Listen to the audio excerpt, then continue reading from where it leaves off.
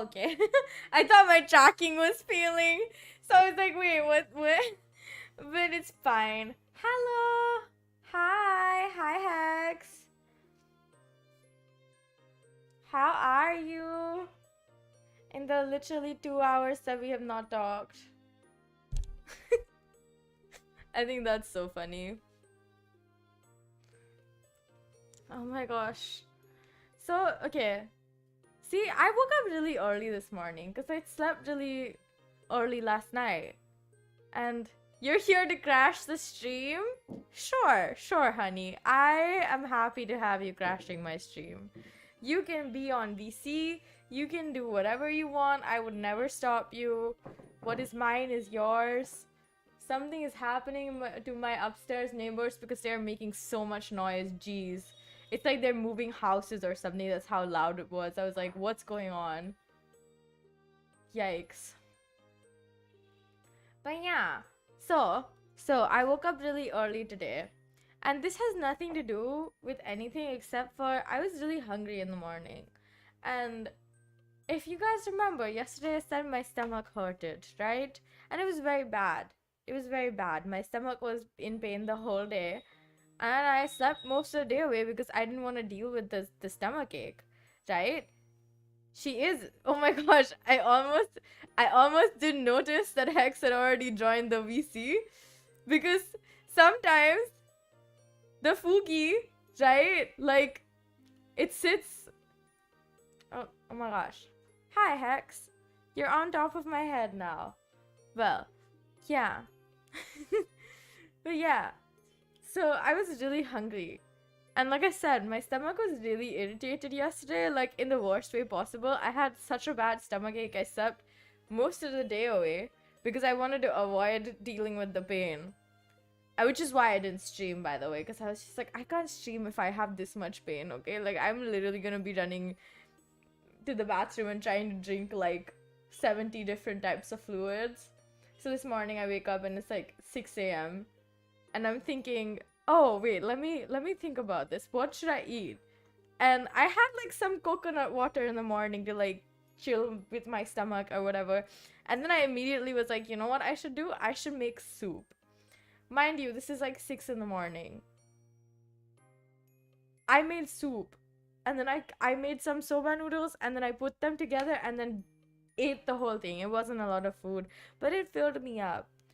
And then I was like, oh my gosh, I'm still kind of hungry. And now it's like, okay, time skip because it's like 9 or 10 a.m. and I got hungry again. So I was like, let me eat a sandwich. Bad idea. It kind of made my stomach hurt, but then it was fine like after an hour or so. So I was like, okay, we're chill. You know, like we bypassed it. I don't feel nearly as bad as I did yesterday because my stomach isn't like, it's uncomfortable, but it is not in pain. Like it's uncomfortable, I imagine, because just I've been eating so much yogurt. All I've been eating is yogurt. I drank a yogurt drink in the morning. I ate yogurt and rice for lunch. I'm probably gonna eat more, like I'm probably gonna drink more yogurt drink later on after the stream or something. I gave in to my urges and drank some Thumbs Up and I don't regret it. It was really good for me. Like really good mentally. I felt so much better about life after drinking the Thumbs Up. But yeah. I really hate when like random shit like getting a stomachache really ruins my plans for the day. Like I was gonna progress in Ori yesterday and then the stomachache crashed my day and I was just like, this is terrible. And I didn't even eat anything that was like particularly irritating to your stomach. Hex has disappeared. Oh no, she's back. Wait, huh? Hex, are you okay? I think my internet or Wi-Fi or something connection was bad. Anyways, I'm back now. Yay! But yeah, gaming stream. No, we're writing music. This is what I do normally. I would do this every single week, but I also feel like it gets boring after a while. Like, not for me, but for the people watching. So I try to do it like almost every week. Or else how will I get to like a good amount of like BGMs? So many that it will overwhelm you people. Okay, I should actually start doing this stuff. I don't know what we're writing, honestly. BGM number 11. We're actually officially on 12 if you ignore the fact that I never finished number 5. So because it's unfinished, we're just gonna say I'm never getting to, like, I never gonna. Yeah, the BGM was made by me. Exactly. I wrote the BGM that was playing in the background that I just stopped playing because if I keep playing it, then you won't be able to hear what I'm doing. Format, system breaks. Okay, thank you to this automation function, because if it didn't exist, I remember doing like manually like adding the system breaks because my teacher was freaking particular about this. Like, he was like, oh my gosh, you have to have only 4 measures in a system, or 2. It can't be more and it can't be less. Like, you can't have 5 measures in a system. That's not okay. So I would like go for every single measure. I'd go and like I would press enter so that there would be a system break there. And now, I mean, at some point I realized I could automate it, but that was like like after like 6 months of me doing assignments. I was like, oh my god, wait, you can automate it?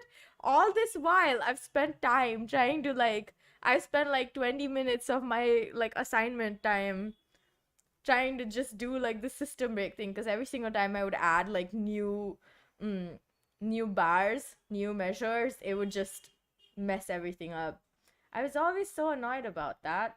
But hey, we have some pretty chill situations today. I don't know what key we're gonna do this in, but I kind of feel like D flat major for some reason. It's like a really weird. Um, I feel like writing in 5/4, you know, or like maybe like 9/8 or something. Be spicy today, you know. Ooh, 5/8. 5/8 is fun. Thank you for saying that my BGM is soothing. That's such a nice compliment. I don't know what that one was supposed to be about, but it is named Lavender Garden, so I guess if it calms you down, it does the purpose is fulfilled because it's named Lavender Garden. I feel like I am that's not a name that I came up with though, so that is also a thing that we should remember. I don't remember who came up with the name anymore. I don't know what I could write in 6/8 or 7/8 or 9/8. 12/8 is just boring. I'm sorry, like whoever writes in 12/8, no respect for you. That's a lie. I just disliked 12/8 because there was this one assignment where I had to transcribe a song, and I chose Can't Help Falling in Love with You because it was easy, right? Like, it's a very simple song. The melody repeats, the drums repeat, everything is just so repetitive that it would be the least amount of work for the most amount of like getting something out of it, right? And my teacher, he kept saying that I got the time signature wrong, but let me tell you guys that I didn't, because he like changed it. Like, he saw my assignment 3 different times, where I was just like, I just wanted feedback. Like, I just wanted him to tell me if I did, like, if I'd gotten something wrong, if I needed to change something format wise. And he would just go like, okay, your time signature is wrong first time. And then I changed the time signature to like a different time signature. And I was like, okay, I gotta refigure out basically like the rhythm of this song, right? And then the second time he saw it, he was like, oh, your time signature is wrong. And he goes back to like the first time signature. The third time he sees it, he's finally like, okay, I think like I don't know anymore. Like, he didn't say it, but he was just like, just pay attention to the song. And I was like, okay, so you don't know either. And this can be interpreted in like many different ways, as goes a time signature. And the time signatures that he kept like making me change was from 12/8 to 4/4, because there's like triplets, so you can kind of sort of like go either or, you know, like you can be like, oh, because it's like like triplets for all four beats, then you could totally like think of it as 12/8. Okay. And I was just like, this teacher, he just made me do all this extra work for nothing when I could just stick to my original, and I could have just gotten, like, I don't know. You know what? We're gonna write in 3 too. Actually, why would I go for a. It's okay. It's okay. I'm sorry. Like, I'm complaining about something that's already way past done. You know what? Let's write in 5/8. 5/8 is fun. Ah, oops. Format, system breaks. Okay. How many? 52. All right, 52 measures. We can do that. That's easy. Easy. We're gonna go for like this is D flat major. I feel like I want to start on like a B flat.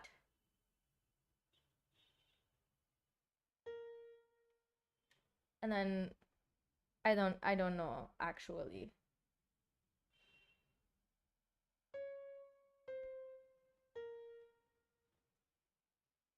I don't know what I'm doing, but I'm gonna change. Let me write like 8 bars of this, whatever is going on, because I honestly don't know what I'm doing right now.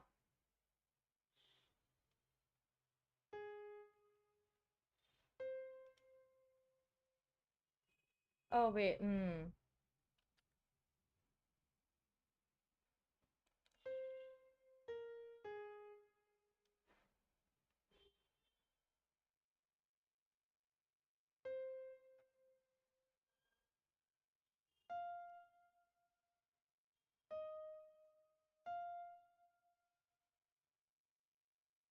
I don't know what is going on. I'm gonna be honest, I have no idea where this is going.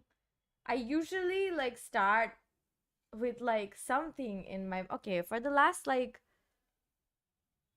8 or so BGMs, I haven't really come like I haven't had an idea that I was like I did not start with an idea. I just went with whatever felt like fun, you know? So maybe this is gonna be kind of complicated. Maybe.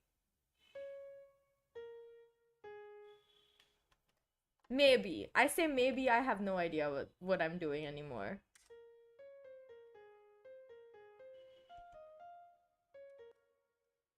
Okay, I don't even know what I'm doing. Like what this where this is gonna go.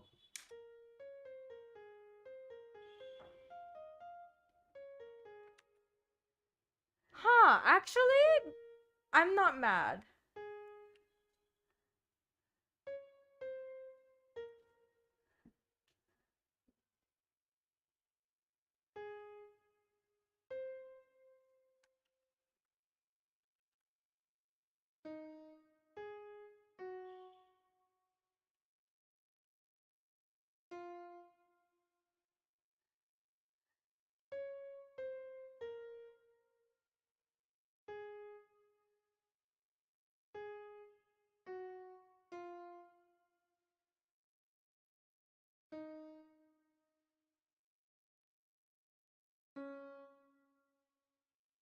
Okay, that did something. Let's just listen to it. I'm not really sure what where this is going. Okay, like I know what I'm doing, but I also have came like I really came here with no ideas and just was like I really just want to write music, and wherever this goes, it's going to go, and I'm just gonna let it go. You know what I mean? You know what I mean?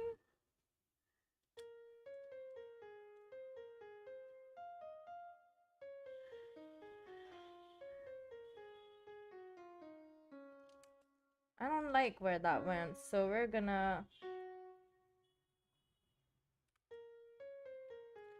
I'm glad you understand me, Hex. It is very reassuring. Okay, oh. Why wouldn't it stop suddenly? Okay, I think I don't mind what's happening here, but I'm not fully satisfied with it, let's be honest.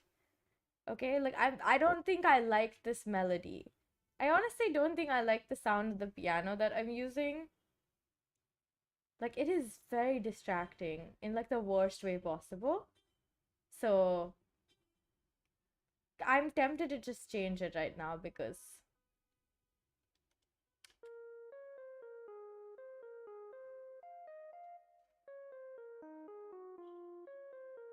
is that better? I low-key think that's better.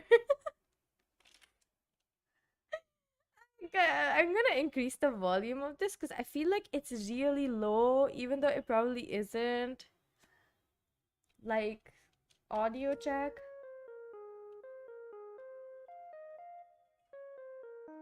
Is it like really low? I don't know if it's low or not.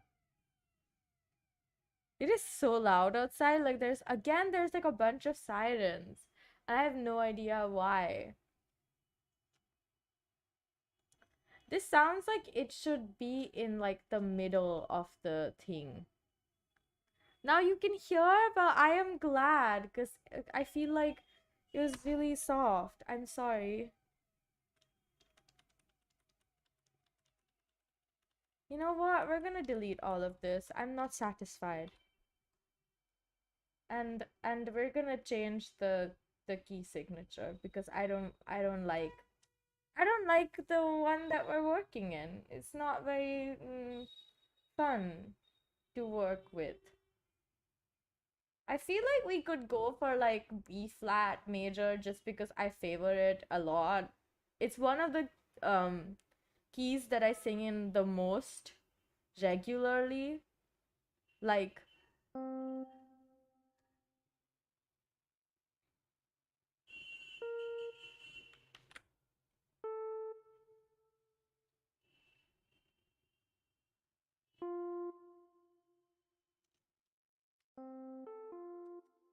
oh, I don't mind that. What is that? Why did the electric piano sound like that? That was so unexpected for some reason.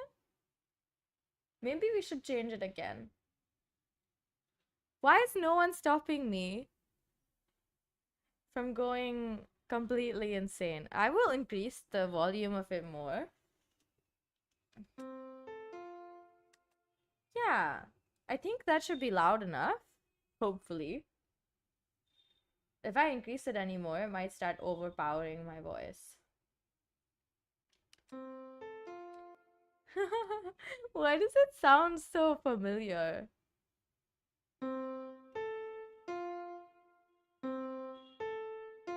That sounds like a really like I've heard that melody somewhere.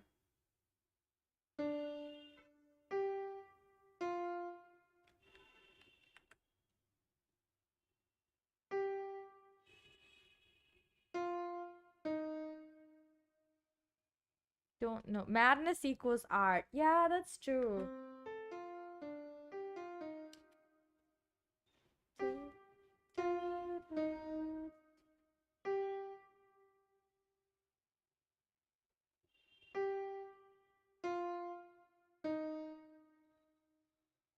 Can why is it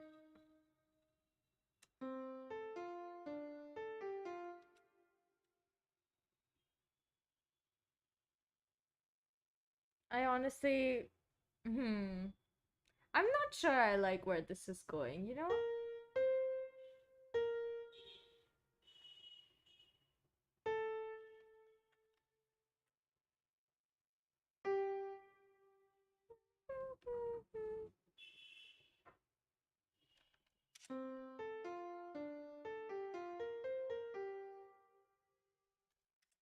Yeah, I don't like it.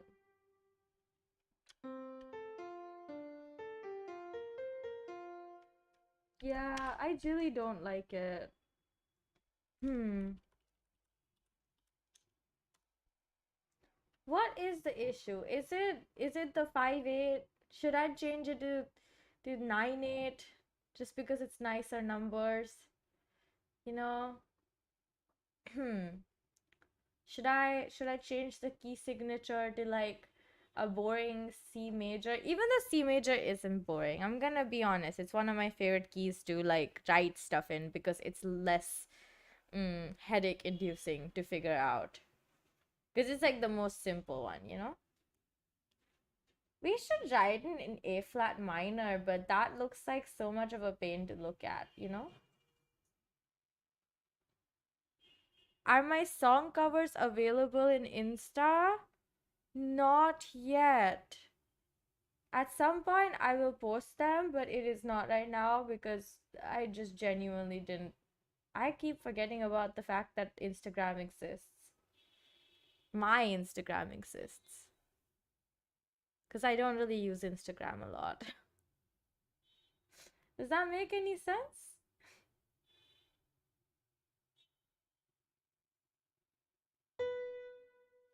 Why do I keep starting on this B? Maybe I should pick like a different note to start on. Will they be copyrights?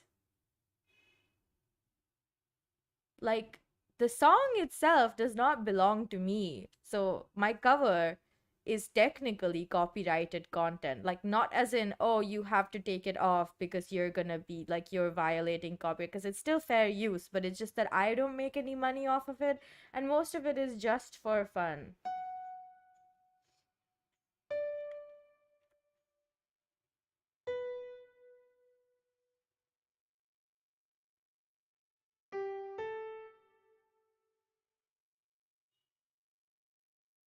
Oh, wow, wow. I missed like a note in the middle. I didn't even realize.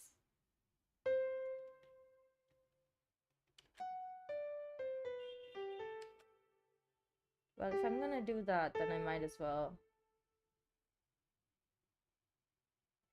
You know? I might as well.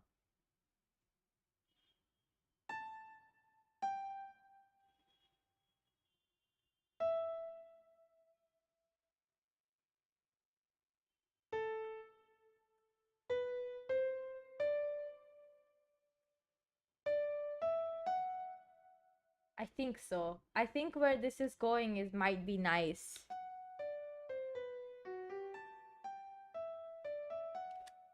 Yeah, hey, I don't mind that as much as I did the other ones this whole time. I like that. That's fun. Gonna do like a Weetal. Oh, oops. Uh, yeah, just a little bit of a rest.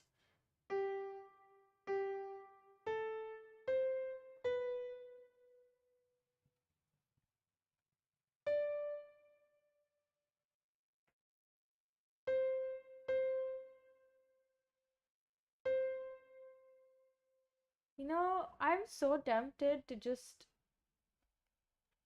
like use something that I've done before, like something that's unfinished, because there is like two things, except for like including BGM number 5 that I never finished, and I still haven't finished it because there really is no reason other than because I didn't really want to finish it up until now.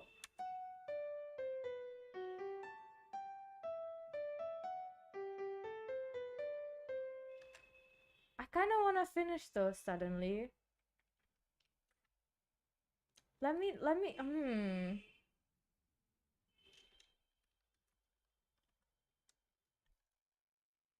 Okay, let me.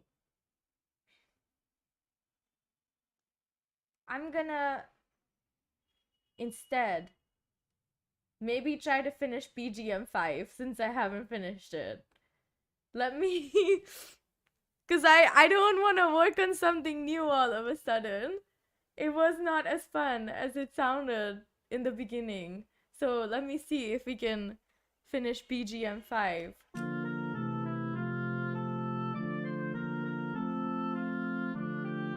Why does it sound like church music? Also like wedding music. Like it sounds like something a bride would use when she's walking down the aisle. Okay. So the thing is, right, I did like one page and I stopped. And I remember that day being like, I really don't want to work on this. Suddenly, I feel motivation to finish it. So we might as well actually finish it because if we don't, I'm never gonna finish it, you guys. It's just gonna stay unfinished forever because I completely lost the motivation to work on it. It's an F major, which is a pretty chill one. Is this the same? What chords am I using? I don't even know. I didn't even pay attention. I just was listening to the music. I wasn't paying attention to any of this. I remember why I didn't want to finish it because I didn't want to use my brain for this. Because it's so long. Look at it. It has like 64 bars. It's so long. Says me, who's written longer songs. Like in general, I have written really, really, really long songs. I like how the euphonium sounds here though. Like it sounds so like nice. I'm gonna be honest, like I think I have no idea what chords I was using. Oh, oops. There's C in a bunch of chords. C, B, C, C, uh E, G. So this is a C minor? C major? It's C major. C A E A minor. Interesting. Okay, what was my thought process when using these chords? Because I don't remember. Can I just copy paste some chords, please? What is this? A, G. It goes to C and E, and it depends on the last chord that I used, and it's not A minor. So let's use A minor. Mm. Let's use A minor. Look at me. I'm so smart. Am I doing it right? I feel like I'm missing something. I'm not. Okay. The laugh is low-key terrifying. I can't believe you'd say that. I'm so innocent.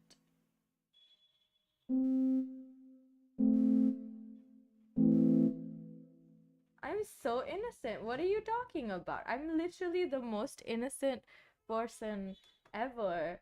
This is taken straight from Hex's beautiful retail brain. This is exactly, oh, oops. This is exactly how Hex acts. Sometimes I think it's so funny. Like, genuinely. I love Hex so much. What is this? What am I looking at? I don't even know what I've written. F. No, E, F, E, D, C. Can we do FAC? Can I like cop out and just do an FAC because I wanna slack off as much as possible. I have no idea, genuinely.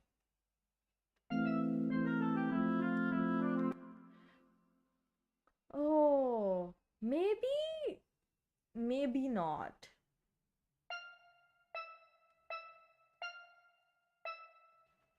A, G, E, D, C, B. We could do a C, E, G here, probably.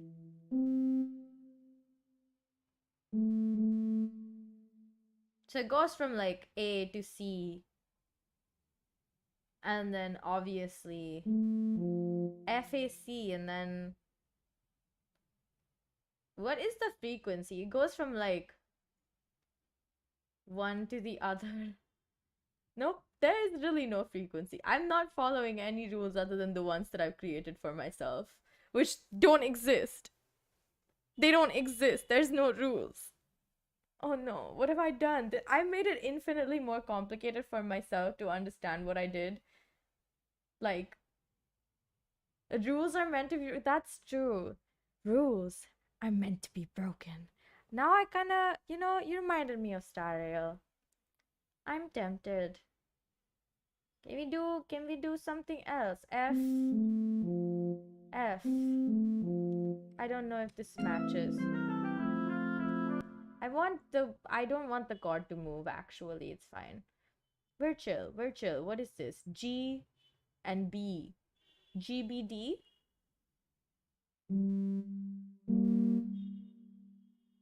Is this D? This is D.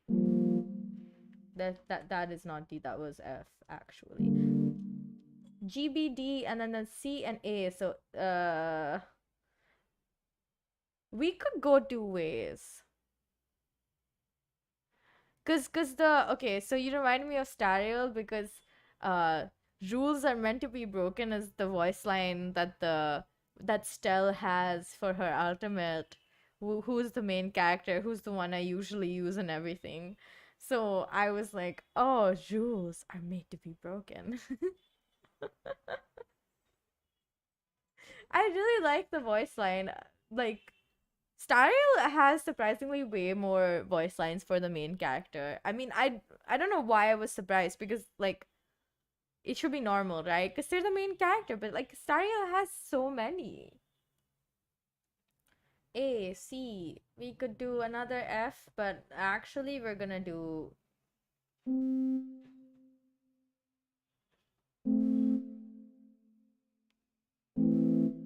an A chord because I can do that, and in fact I will. Why do I do this to myself? Like, what is with the weird rhythm that I have going on for this piece? I have literally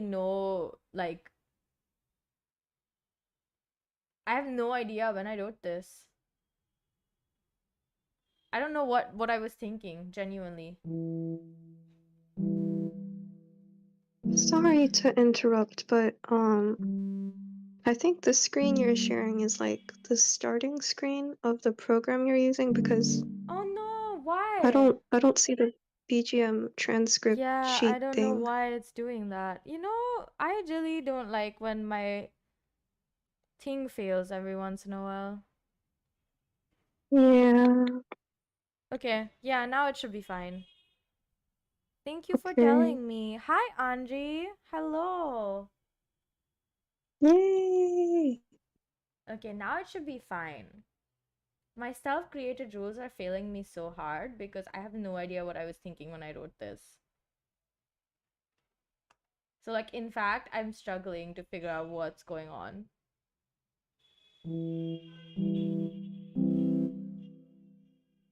Oh,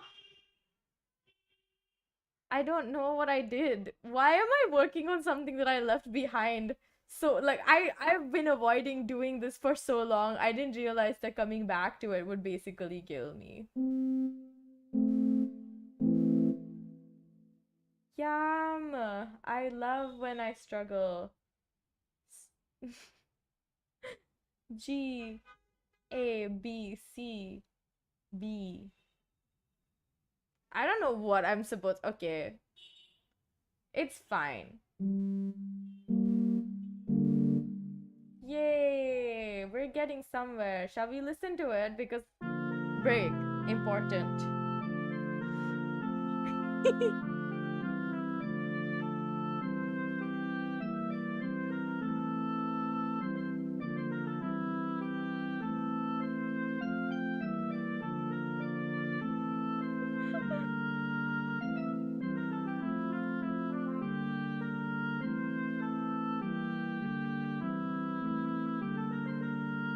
I love the chord changes here.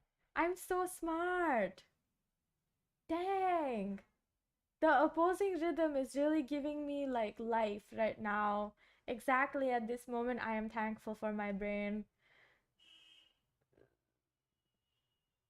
I take it back. I've made a mistake. Somebody take my brain away from me. I did too much chord changes and now I regret everything.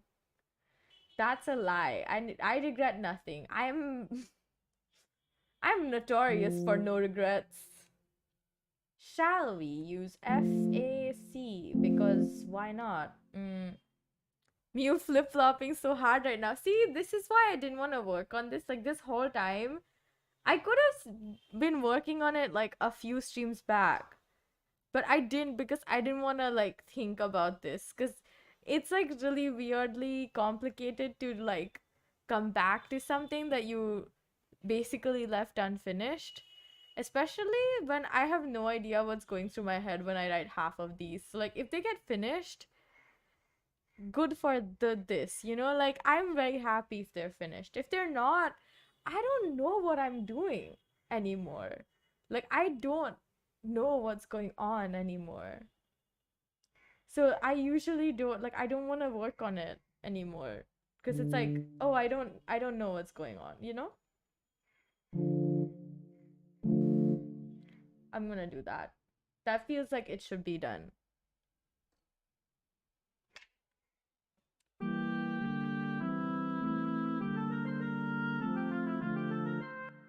Yum, that sounds so good. Happiness in that it sounds good. C. What other cards have C? I don't remember. Should we just do like a I don't know. What other cards have C? Somebody like gave me a refresher cuz like I don't remember anymore.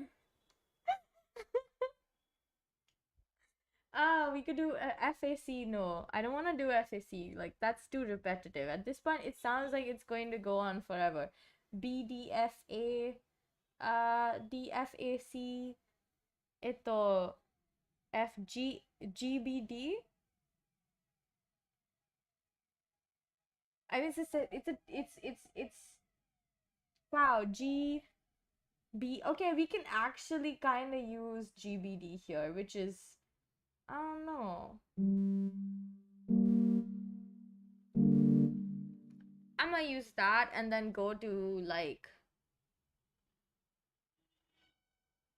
GBD and then keep B, keep G, and then bring E. So there's like GBD to CEG, which is obviously like a really good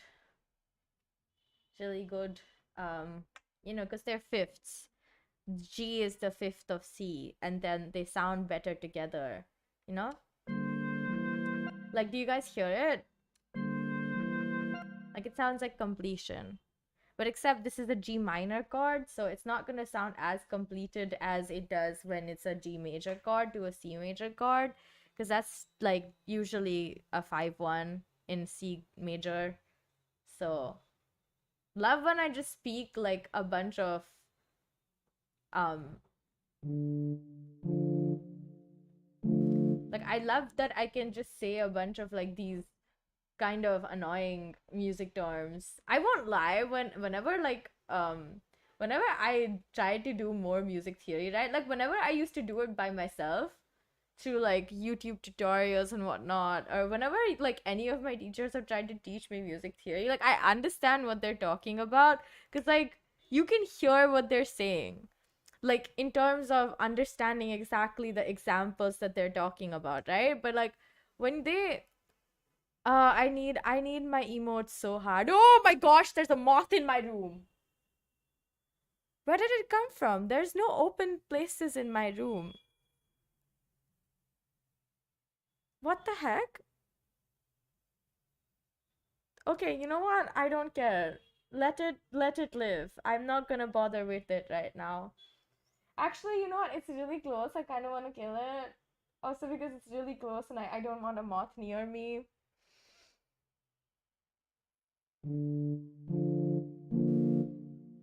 I don't like that. I don't like moths. Moths are disgusting. Ugh. But yeah, like okay, so I don't remember what I was talking about. But since Hex mentioned emotes, I must say the sooner we get to 1,000 subscribers, the sooner everyone who watches my channel has access to the beautiful emotes that I do have on my Discord. Okay? I need people to see them and appreciate them as much as I do, because gosh dang, I do really appreciate them. Like, I love those emotes to death, with all of my heart. Like, I wanna keep all of them for myself, but then also share them because they're so brilliant, you know? Um but yeah, basically what I'm saying is, please, please please encourage everyone that you know to watch my streams. I mean, even if they don't watch at this point, like, I just want them to subscribe to my channel so that I can say I'm closer to 1K, and then I can get my emotes and everyone can see them, because I really love my emotes and everyone should see them. If you haven't seen them, you shall see them in the Discord or when we get to 1K subs. So encourage other people to watch me, okay? We want clout for the emotes. I've said that from the beginning. I don't really care about the fame as much as I care about showing off my emotes, okay? Let's be honest. I just did something. I didn't realize you could right click. Stop! That is so OP. Oh, I can't do any more, huh?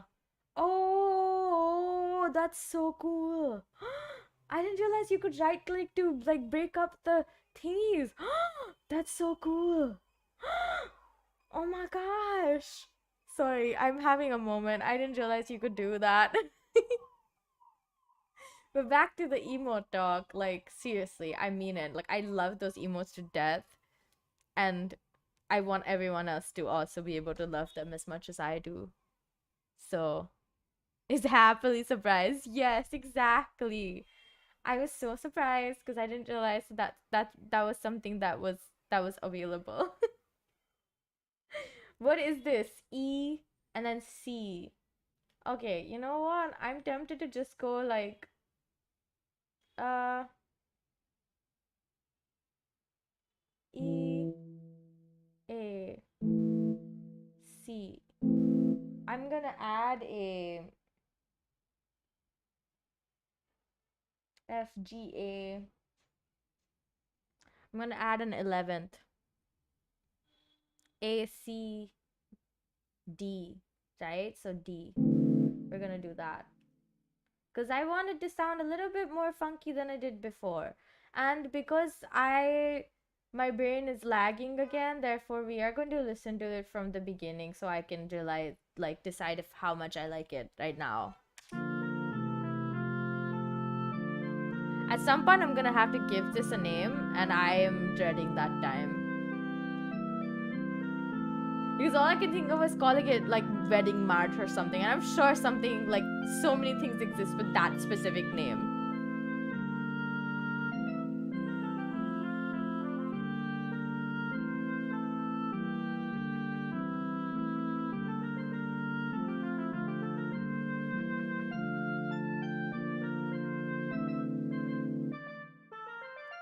Oh, I liked it. I liked that part. It sounds really like, okay, to be fair, it sounds a little bit too funky maybe, but I don't mind that because there's like slight dissonance that gives it a lot more character than I'd expected it to have. You know what I mean? I really like music, especially knowing what I'm doing. Like, okay, if I compare like my experiences with writing music and understanding what other music people are talking about to like 2 years ago, where I was not clueless, but I would say I didn't know a lot of the technical terms, and so I would struggle to like figure out what exactly they were saying while understanding the application of what they were doing, right? And now that I know a lot of the technical terms and like have the basics at least on some level like really well understood, I feel so much more confident about what I'm doing, and I feel like, oh my gosh, like I understand what other people are talking about, and like I feel like more like not more like confident about my own work, because even before that I thought that I wrote really good music, but like in terms of composition and how you I can apply that to my music writing skills, I feel like more um like consolidated. Like I feel like I have like a very strong foundation. And so I feel less like shaky when I try something new, because it means that it's just a chance for experimentation and not something that I it's like so different and so out of the blue for me that I don't understand what I'm doing and I immediately want to give up because it's so complicated. It makes me like music even more. It's like the ability to understand it was always something that I felt like I was going to struggle with, but actually I didn't struggle with it. So I am very glad for that. It's a D. D, D, A, B, C, D. Oh, we can totally do a D major here. Wait, is it a D major? Yeah, it's a D major. Wait, no, it's a D minor. What is wrong with me? It's a D minor chord. All right. D, DFA. I like using D minor chords for some reason. Like, I don't know. I like minor chords way more than major chords, even though I use major chords more. Just because major chords are usually less work in like mentally, you know? Like, they're less work mentally, but I would say I like mm, major chords more. Like, no, minor chords more.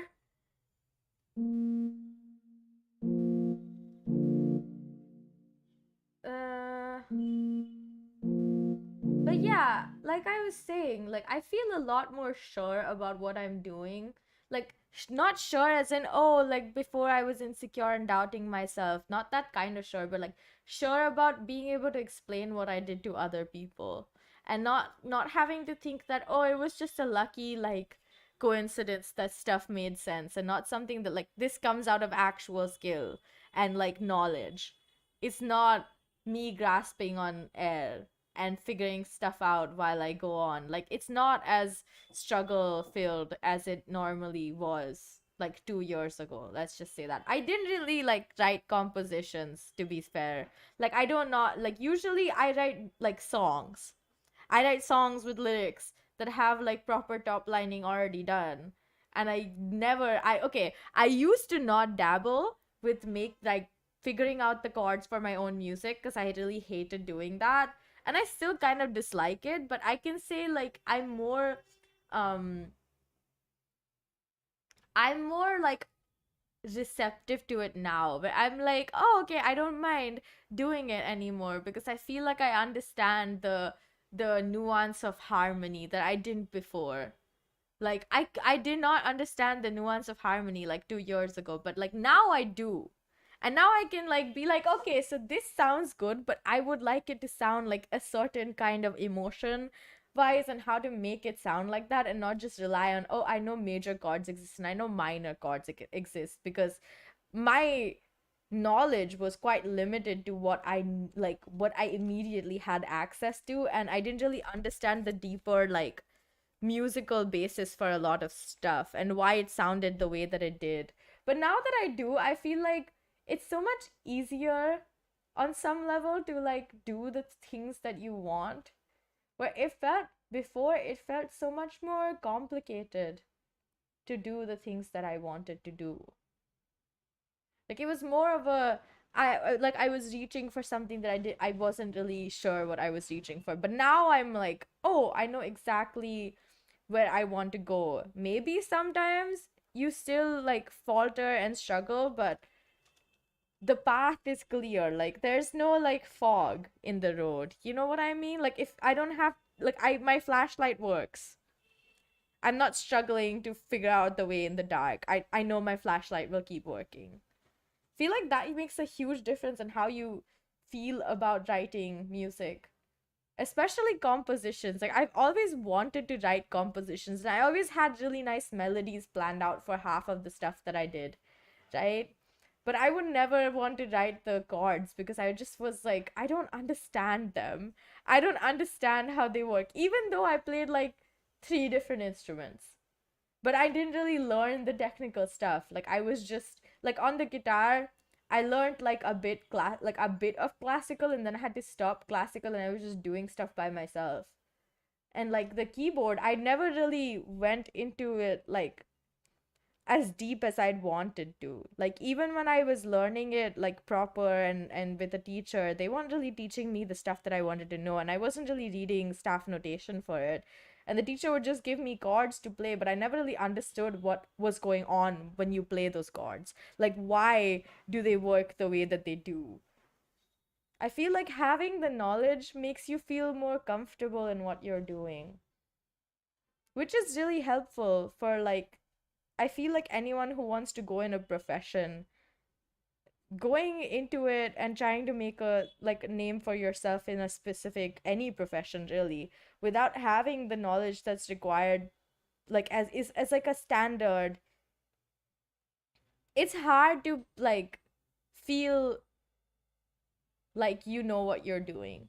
Even if you have years of experience in that specific, okay, if you have years of experience, then you've already acquired the knowledge, whether you know the technical terms for it or not. You've figured it out for yourself. But if you're someone new and you're like, I know nothing and I want to do this thing, but I know nothing about it, nothing about the standards that are being set in the industry, then you're gonna struggle no matter what you do. You're gonna feel like, oh, I didn't do enough. I feel like that it really does matter though. Like it really does matter. I don't think I ever understood that until I understood what I was doing, and then I was like, okay, suddenly everything is clear in my head.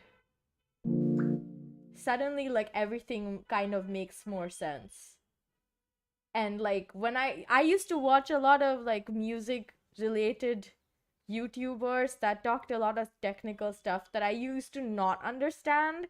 I would say 2 years ago, I was struggling to figure out what exactly they were talking about, and I would have to sit with like a different device on the side trying to Google frantically while they were talking, even though obviously you can pause the stream, like pause the video, pause the stream, etc., and figure out what they're talking about. But it's not the same. Like when you already know what they're talking about, it's like a different understanding that you get. Like you finally like understand what they're talking about. You're not grasping at like straws trying to figure out what they're talking about, what everyone else is understanding that you're not. It really changes the game for you. Like struggle is part of life, so it's like not something that it's not something that you can avoid. But I would say having like the knowledge of doing certain like things, it makes your life so much easier in ways you don't realize. Like, I don't know, I just never felt the same about music after learning the the theory behind a lot of stuff. I don't know if that makes any sense. Cause like oh, like a good example would be is when you're like learning a different language, right?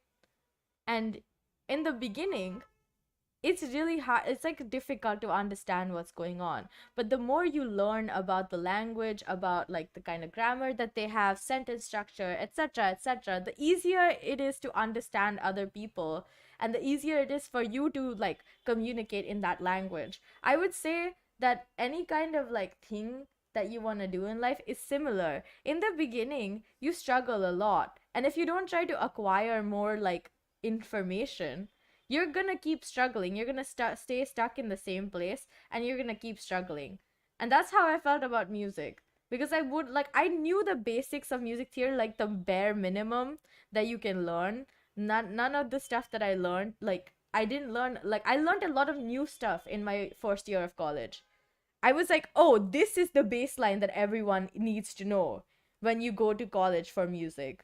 Like this is the baseline that you have to start with. Like this is like equalizing everyone's base of knowledge and then saying, okay, now let's build up on that. I didn't realize how important knowing stuff was.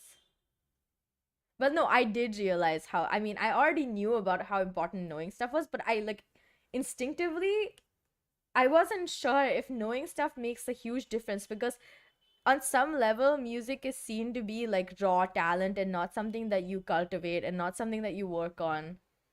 For like it's a popular myth. It's a popular myth. music is not all raw talent. Like talent helps, having a good ear for things helps, having like innate musicality helps, but that doesn't mean you can't cultivate it by yourself, you know?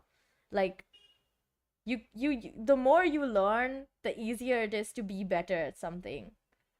Like you there's no one is the best. The best doesn't exist in the world. But the more you know about a certain thing that you're doing, a certain subject that you're trying to learn more about, the easier it is to continue growing in that field. That's why I felt so enthusiastic about learning more.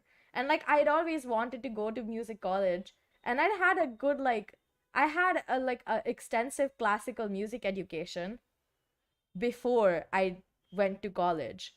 But it was for Indian classical music. It wasn't like this Western classical. I knew how to read staff notation, but I was rusty because I hadn't read it in like a year and a half. And there was a lot of like hurdles to like what I wanted and what I was getting. But it was so worth it. Like, not even gonna lie, it was so worth it. It was worth all the trouble that I was going through to learn all of these things. Because I realized after I was done that I was like, wow. Like I came out of that way better than I was before. I came out of that like really okay with be like handling the amount of like processing it takes to write music that is arranged meticulously. And oh my gosh, the moth is in front of me right now. Oh my gosh, oh my fucking god. It's gone. It's like in the room, but it's not near me anymore. But yeah, I would say I feel like that about lots of things in life where I'm like, oh, if I knew more, I'm sure I would be better. But that is how life works. The more you know about any subject that you care about, the easier the easier it is going to be for you to excel at it, for you to be better, for you to enjoy doing the thing that you're doing, because it's just the beauty of having more knowledge, you know? It gets easier the more you do it. That's why they say like quantity over quality, especially when you're like starting out at something. And you know, like in the beginning nothing's gonna be perfect, but the more you do something, the more you'll realize why something works and why the other things don't. And that really does make a huge difference in your life, like qualitatively, for sure. Like the amount of like I didn't really do a lot of practicing like composition when I was like, because I was always busy practicing and doing assignments, that I never really had the time to explore all the other stuff that I want to do like just for fun. And you know, like I'm like there's this one specific teacher, like the one that I always talk about whenever I'm like doing composition, because he was like basically my teacher for the whole year, so I never really did composition with a different teacher other than him, like especially contemporary stuff, right? Like we had a separate composition teacher for like classical music that we were learning all sorts of like classical music related stuff from.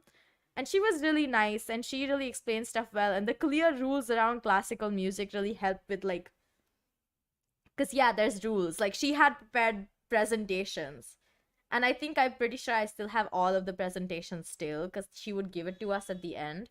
And I was really doing well at that class because there were so many clear things to follow. Like there's stuff that you're gonna learn, and that's exactly how most musicians of that era, especially in classical music, Western classical music, by the way, are gonna write, because that was the norm. That's how you're supposed to do it. And that's not how it works in contemporary music. A lot of things that you expect, um, for contemporary music, it's like negotiable. Like you decide what the limits are, and you decide what the rules are. And if it's something that people think might be a mistake, but if you do it enough times, then it becomes your sound. And that changes stuff, right? Like there's no clear rules. Like yes, there's rules, but like Hex said earlier in the stream, rules are meant to be broken. And in this case, They really are. Like a lot of like the big breakout musicians, like the forward thinkers of their time or whatever, they did the thing where they broke the established rules, and it sounded so good that everyone was like, "Oh my gosh, this is what we need. This is exactly what we wanted and needed," and etc. etc. Like it's a bit like, I would say it's much harder to write songs that don't have clear rules to that they follow, like no clear rules for harmony and melodies. Like yeah, obviously there's stuff that everyone knows will sound good because it follows the norm, so there's not much room for error. But I like going against the grain sometimes, even though all of my music sounds like generic pop music. But that's because I like the way that it sounds, and so I deliberately write in that way. But it's not like I've never listened to or written songs that are completely different from what I normally write. I just don't think about them as much because the ones that I write normally are like really catchy. They have fun like hooks and lyrics that draw the people who are listening to it in.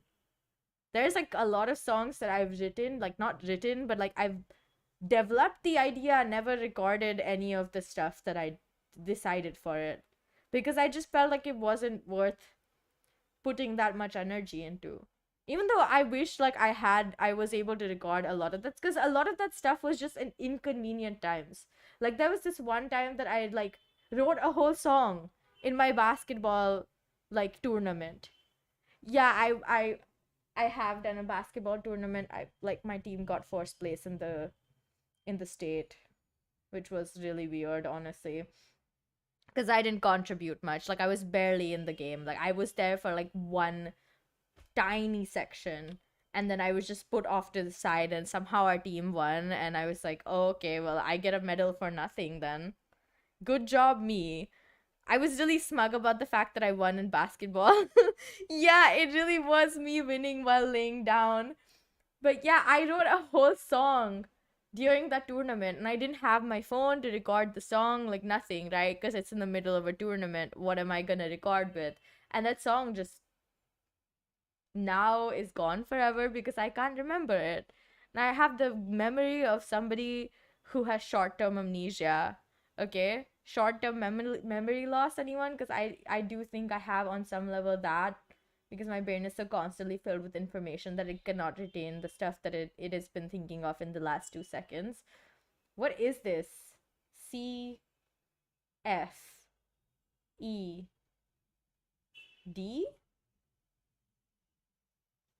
But yeah, there were lots of instances where I would like write whole pieces and songs and stuff. Like I would have really cool lyrics, really interesting melodies, all of that stuff, but I wasn't able to record it for some X, Y, and Z reason.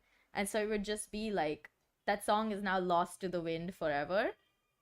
Like I can't really do much about it because it's gone, right? Like it's not gonna come back. That idea is lost to time itself. Like, I wish I could record those moments because I would love to like revisit my own thinking for specific pieces that I remember like thinking about after, but I don't remember the melody, the lyrics, nothing. Like a lot of it was like very inspired and in the moment, like, oh, something in my environment at that moment had inspired me to create a whole song out of it. And that's often how my creativity strikes. Like I find things that I'm inspired by and then immediately write a song. Like if I don't have my like song book that I usually write in, then I'll take the nearest thing that I can write a song on, say my phone or iPad or like just a piece of paper if I can't find anything else. But yeah, I like writing songs with paper and pencil. So I have like separate like notebooks that I use only for writing my music because I feel like that makes it more meaningful and that makes it more purposeful as well. Like loose sheets don't really give you the same sense of purpose as that like the same notebook does. And I have two right now because like one is an older one and there's like a tinier one in that itself. And I decided I wanted to buy the same exact notebook to write my music in because it would like combine nicely. because I would feel like a sense of continuation. But like my first notebook is like this like tiny notebook that I used from like fifth grade to like seventh or eighth grade, I think. And it has a lot of poetry, a lot of really trashy songs. Like they're so bad. And from eighth grade onwards, I think I started using this specific separate notebook that also has a lot of music written in it. A lot. Like I mean a lot, like enough to write like at least a whole album's worth plus more. And it has a lot of poetry and lots of like random scribbles and ideas that I have that are unrelated to music that I still do sometimes, where I write down stuff that is really unrelated to music, but it's just some sort of creative idea that I had, and it'll be in my songbook forever. Like I have the summary of a book that I was trying to write in like when I was like 12 or something in the back of my songbook. And it's a really bad summary, by the way, and all the names are like really weird. I was really obsessed with like Wattpad at that age, so I used to read on Wattpad all the time. Like it was kind of, it's low-key embarrassing, but is it really? I don't think it's that embarrassing when it comes down to it. Like I honestly don't find it that embarrassing. Ah, yes, the Wattpad days. We all go through them. Yes, exactly. I feel like it's a popular like it's a popular place to get a book addiction in, okay? Like that was clearly not the beginning of my book addiction. I've been addicted to books for like all my life. My mom used to read to me when I was like a baby.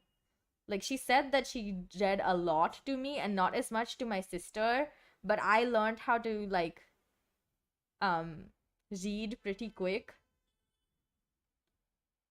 right? And I basically ran out of all the books in my school library by the time like I was in like 7th or 8th grade. And like 6th or 7th grade is when I started reading on Wattpad, I think. 6th grade, I believe, like no, 7th grade. Yeah, it's 7th grade. I know because I started reading on Wattpad for a very specific book series, and then it just went downhill from there. Honestly, Wattpad is was good for a while until they introduced that like weird payment system. And then I was just like, Wattpad was supposed to be the free reading site of my dreams, and now you've shattered all of my dreams. I'm never gonna recover. And there was like a whole bunch of stuff that I was just so dissatisfied by. The payment system like really threw me off because a lot of the books that I liked that I thought were like worth getting published and getting the recognition that they deserve became paid only. Like you wouldn't be able to read them if you didn't pay for it. And I was like, well, if you'd publish this, even as an independent like publisher, even as an independent author, I would be so happy to give you money for this book as like a physical copy or even a digital copy. But on Wattpad, you want me to give you money on Wattpad? I refuse to do that. And so I just stopped reading on Wattpad and then got addicted to Chinese web novels. I think by like the time I was 14, 15 maximum. Yeah, Wattpad definitely takes a cut of the profits, dude. Like they because it's their platform, they're gonna take stuff. Like it's I felt dissatisfied by the fact that they were making me do that in the first place, you know? Like why are you forcing me to pay you when this is supposed to be like the place where you can read books for free and not be somebody who plagiarizes. But at that point I'd run out of books. Like my pastime for a very long time has been just scrolling to find new books. And I would go on like these sites, right? These pirate sites. And a popular one at that point was iBookpile, I believe. And I would scroll for like hours. I would download all the novels that I liked and were interesting, and I would get through them really slowly. Like I say slowly because I would keep adding more novels that I wanted to read into my little like folder. I used to use my iPad to read novels for a very long time. I don't always do that. Like I have a lot of novels on my phone, I have a lot of novels on my iPad. The only place where I don't have novels, I think, is my PC and my laptop, because I find it really inconvenient to read on my PC and laptop. So I always just get novels on my phone or iPad. And at that point, I had like so many. I read the entirety of Mortal Instruments, and there was this like weird book series that I remember really enjoying, but I don't remember the name of. And it was my old iPad, so I don't even have it anymore. Like it's gone forever. It's so old that it basically is broken. Like I feel like I could probably dig the because the iPad should still be with me. It was like called Water something. Like it was about like this girl that basically becomes a mermaid by accident or something like that. Like she has like this whole underwater adventure and like this whole thing, but it was like definitely for kids, for like younger. Maybe like it was teen fiction probably. But I remember reading it and being like, "Oh my gosh, wow, this is so well written," whatever. I don't remember what it was about that much, let's be honest. It's been so long, I don't remember, and I honestly I don't care enough to remember. Let's be honest, I do not care enough to remember it. But yeah, I just remember being really impressed by all of the stuff that I could find, you know? Like I was kind of obsessed. And I still am. Like on some level, I still spend a lot of time. Yeah, the underwater. So I think the book started with her becoming like her having an encounter with this guy who she saw washed up on the beach or something. I have very vague memories of it and only remember really being impressed with like how well written it was. But I think it's like that, where she like meets this guy who was washed up on the sea, like on the beach, and then she like rescues him or whatever, and then like she figures out that she can go underwater as well, and then like they go save the his kingdom or something like that. I might be completely wrong though.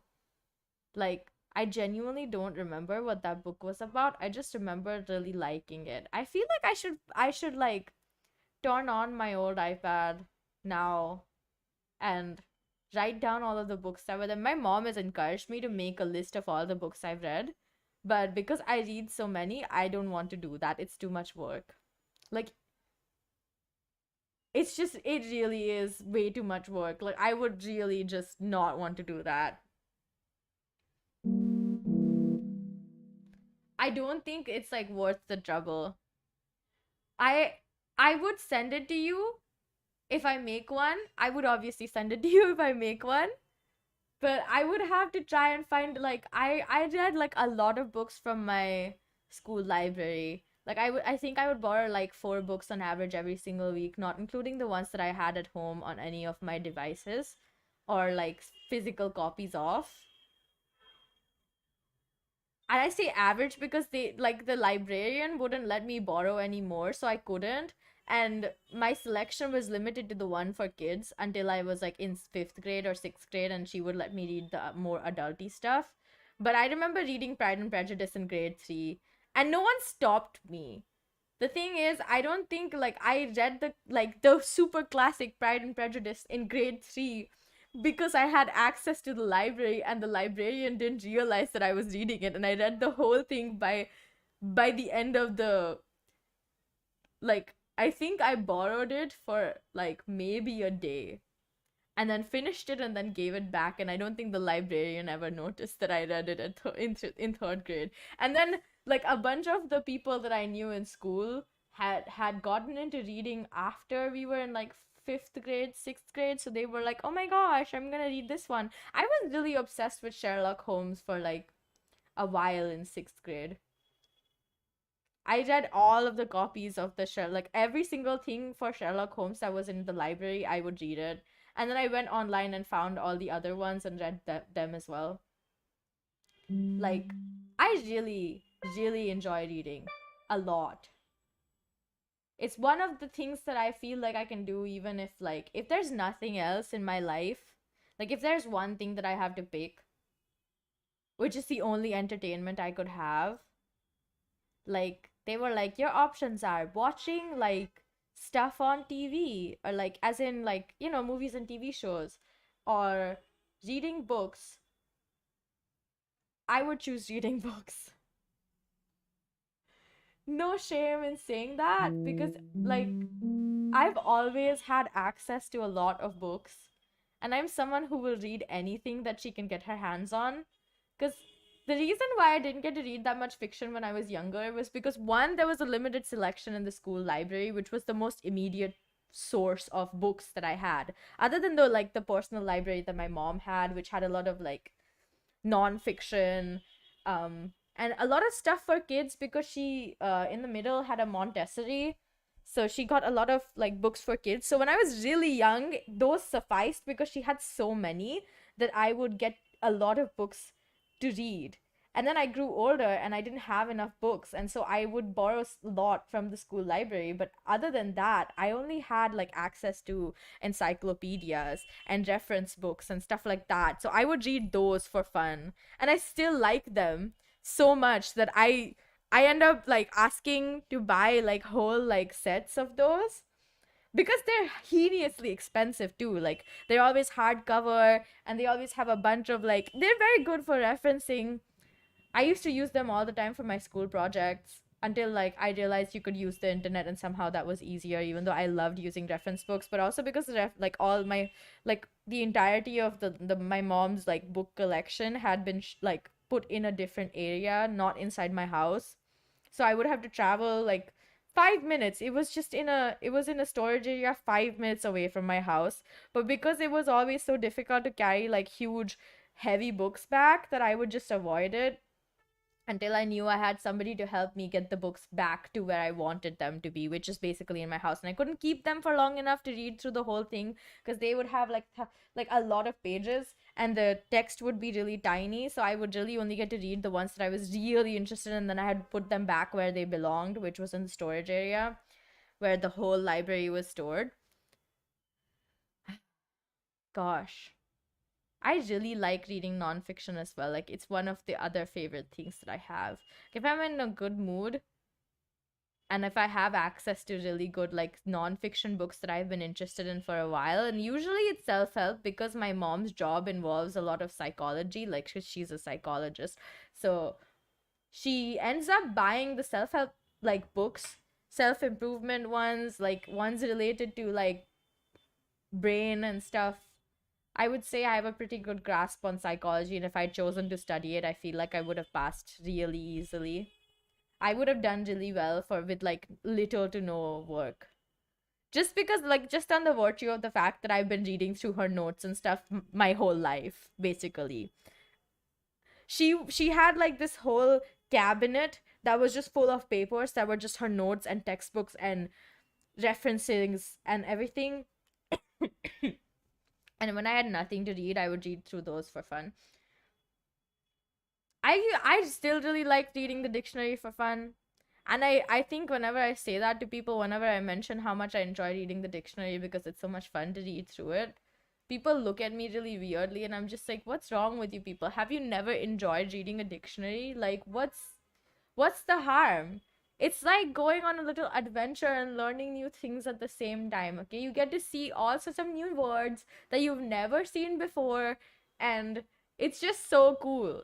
And also you get to read. And my main thing was, oh, I got get to read it. But I also really liked the dictionary because it was like, oh, I can learn new things. Wahaha. Woohoo, you know? Like, I don't know. I feel like I'm really weird as a person, but like in a good way, you know? I really like reading nonfiction. Like, I think a year back, I bought this huge encyclopedia that was just about medicine because I really like learning new things. Yeah, you understand the appeal, but personally, it's a no. Yeah, I get it. I was desperate. I'm gonna say that my desperation for reading more books led to me just being like, I will read anything that I can and I will enjoy all of it. But I'm still picky. Like, I remember um this one book that the librarian recommended to me. She was like, this is a really nice book, you know? Like, and I started reading and I was just like, this is the most boring book I've ever read. Like, I don't like it. And I like tried my best to read it and I just couldn't. And I was like, nope, it's a no from me. I even remember the name. No, wait, I don't remember the name. I'm wrong. I don't remember the name. I thought I remembered the name, but I actually don't, you know? I was not studious. I cared the least about my studies. I very frequently would flout my studies, like academics, to read. Like I was smart, but I would use any and all excuses to avoid studying. Because also it was really tedious and I liked learning new things, but I didn't like learning the same thing over and over again, which ended up being basically what happens when you study in a school, you know?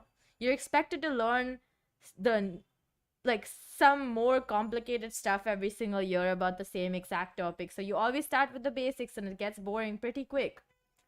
But yeah, I don't know. I feel like I was really obsessed with reading. But that really it ends there. It really ends there. But yeah, I really disliked studying. Like I stopped putting in effort after 6th grade. I still got decent grades. Like it's not like I was failing or anything, but that's just because I was a like a observant person. And I like figure out really quickly that the stuff that the teachers talk about in class is the ones that you have to remember, and if you remember those you can get like a decent grade no matter what. Like I used to study the day before my exam. I used to do that every single year without fail. Even when I was giving really important exams, I would just study a day before the exam. Like the some of the most important exams of my life, I've just studied a day before the exam. I'm better about it now because I feel like I should put in more effort, but the in the end I like procrastination a lot more than I like studying. But I still finish my like assignments. Like I'm diligent about my assignments. I used to like not do my assignments. I used to like try to procrastinating like as much as possible, but nowadays I see the benefit in doing it earlier, in finishing it off so you can enjoy the rest of your however much time you have, and it's like less stressful. But if it's easy assignments, I'll leave them for the last minute as I can anyways. But yeah, like I would say mm, like as a person I know exactly the right amount of um slacking off that I can do in something. But most people do the same. Yeah, it's true. Most people do the same. But you know, I like hold myself to high standards and I feel bad when I can't reach those standards. So, feel like on some level not doing what I expect myself to do, you usually complete your syllabus in 2 hours at 4 times speed for your uni exams. Well, that, yeah, I get you because the although I didn't do that exactly because I had like 3 exams every single day for all of my exam days, for all of my final exam days, and I had like 3 different exam weeks that were just 2 weeks from each other, so I didn't really have time to do that. So I would have to study for the exams before they were actually that close, because if I waited till the last day I would never have time to study. But I made a lot of like cheat sheet type of things that I wouldn't really use in the exam, but I would use for revision. So in that case, like I would revise using that cheat sheet, which would have the most vital information that I needed to remember to like get decent grades, and that would be my revision. Other than like making sure I'm paying attention to what's going on in class, because I was the kind like all okay for most of my classes for my first year at college at uni. I didn't for like the second and third semester, I didn't really have any classmates for most of my classes. Like there were like maybe two or three like maybe two subjects that I would have classmates in, but they were also subjects that you didn't really have group projects and stuff on. So it didn't really matter if you have classmates or not. Like all the heavy like theory stuff was me doing it alone, so it was like harder because when you have classmates you can discuss and like, you know, like compare ideas and understanding and like have a deeper understanding just because you're talking to other people about the thing that you're learning, and it makes it easier to digest in your brain. But like because there were exams every 2 weeks and assignments to submit, I just never had time to like wait to study. And I was also like, because you're the only person, you have to pay attention. You can't even like slack off. You just have to pay attention. Whether I was sleepy or whether I was hungry, whether I was sick, I still had to pay attention to what was going on in the class because more than half of the time, I was the only person there. Like the teacher was directly talking to me, like, Mew, you're existing and I see your existence. You can't even avoid, like, you can't slack off. The only class I think I once daydreamed in was this one audio class that that like that the teacher frequently, yeah, I also sit in the front. I find it easier to ask questions and pay attention if I'm sitting in the front because in the back people start chatting, you know, it's a bit distracting. So it's like, if I'm gonna be in class, I might as well pay attention. There was only one class where I was ever like, you know what, I can sort of doze off because the class, like, I'm not gonna say it was easy, but it was just like, there were so many people that sometimes I was okay with just being like, you know what, I'm just gonna ignore what, like, what's going on to like daydream because I need a break mentally. And sometimes the teacher was just nice enough to end the class early or like do weird things in the middle to bring our attention back. Like,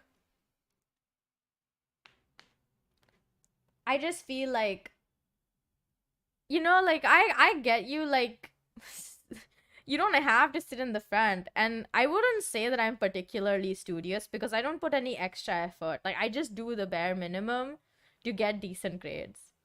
I just care about getting a decent grade on some level. Like, I like learning, but I would not call myself studious.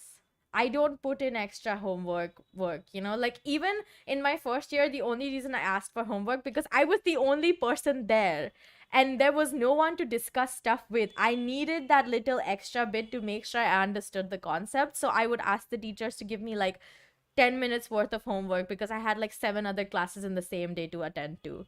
And I would have practice and I would have ensemble sessions and practice sessions and 17 different assignments to do in the first 4 weeks peak itself, you know? Like it was a lot to handle. I feel like it's gonna get worse when I go back to college because I'm gonna double major. But I also like having my life in a little bit of chaos and being at the edge of danger all the time. So yeah, going back to this piece because I'm pretty sure I don't know what's going on anymore. I should like refresh my brain. I don't know what I'm gonna call this. I'm gonna be honest. It really sounds like something you'd use in a wedding. Like,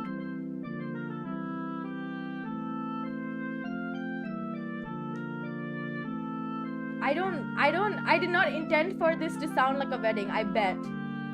I feel like if you go back to the fifth one, the fifth stream for BGM part 5, BGM writing part 5, I swear, like, I probably am like, I want to do this, and then does the exact, like, something very different.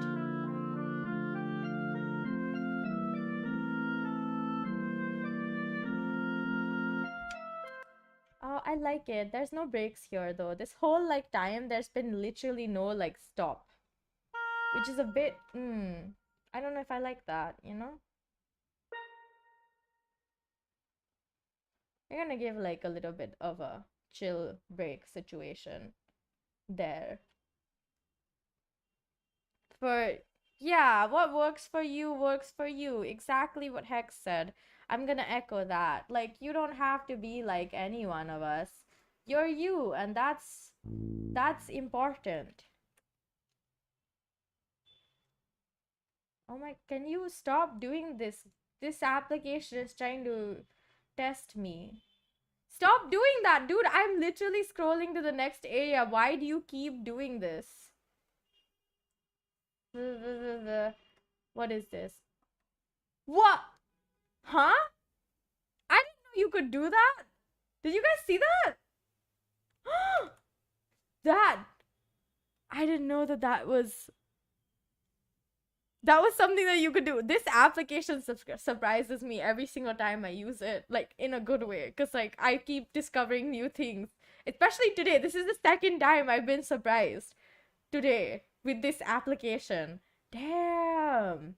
This is so good. Wow. I didn't know you could right click and it would just like make it disappear. That's so nice. Uh, I didn't realize that was something you could do. Oops.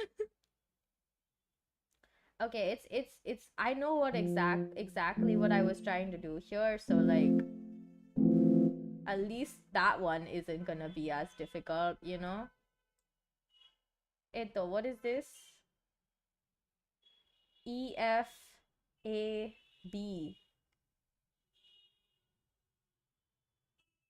Okay.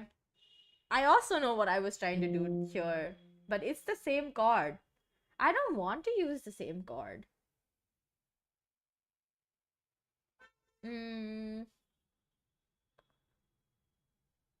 well, well, I think we can maybe get away with using like maybe. I'm not sure actually. I don't remember what works with this. D E A. Wow. I really know how to do melodies. I really know how to write melodies. Like, wow. I'm so good at this shit. Oh my gosh. I don't know why I'm acting surprised as if this is the first time I've been good at doing this, but like every single time I do something that I think is particularly brilliant and then come back to it and I'm like, oh my gosh, I'm so smart.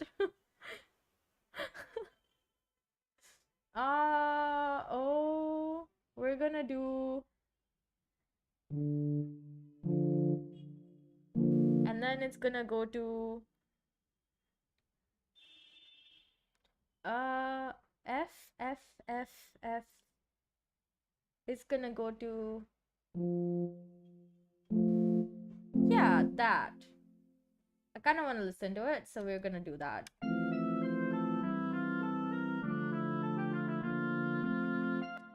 Yeah, it still sounds like it's gonna play at a wedding. Like it was written to play at a wedding. I honestly I don't mind it as much as I'm just confused why it keeps sounding like that because I don't clearly don't have not intended for it to do that. Or maybe I did and I don't remember. I don't know which one is worse, that I did it accidentally or I did want to do it and I just don't remember that I wanted to do that. Either way, it still sounds good, you know?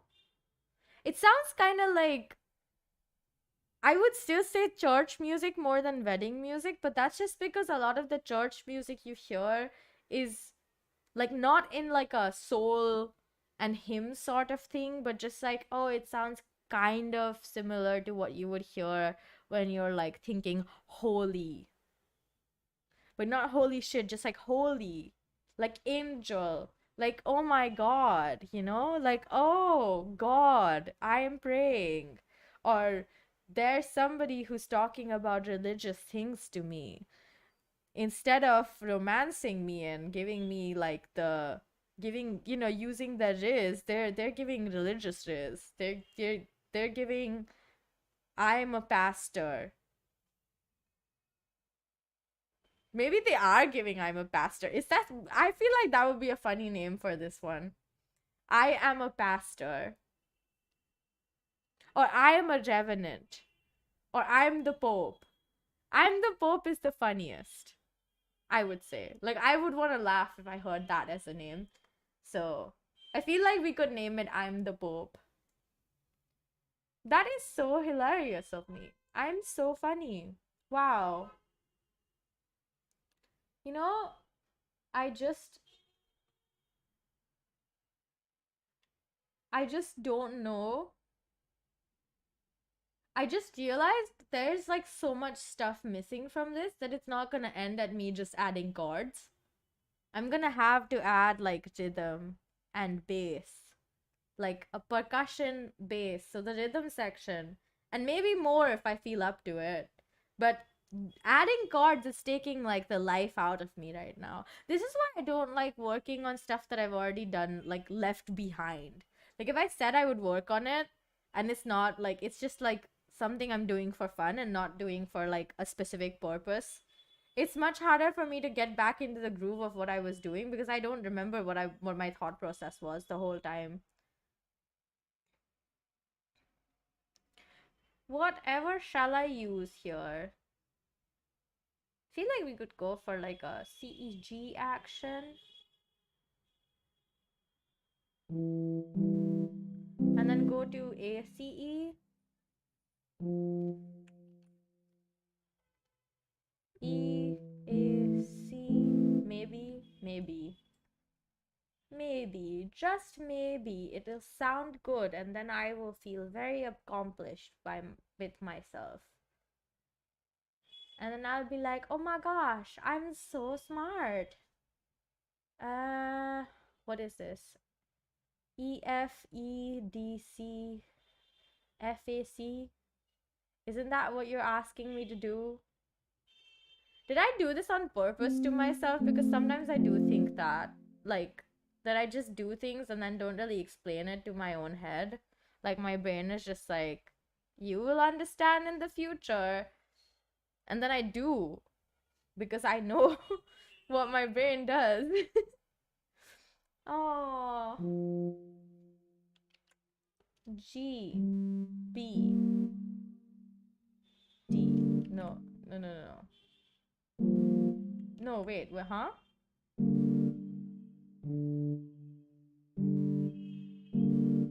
I think that's fine. I feel like that's fine. A, C. I kind of want to use like an FAC. So that's what I'm gonna do. Yum. That's so delicious. I use delicious, like the word, as more of like a thing to describe it sounds good or it looks good. Because delicious usually refers to food that looks good. I love relating things to food. It makes me very happy. Yeah, I said something about religious riz. If you don't, I'm not gonna repeat it.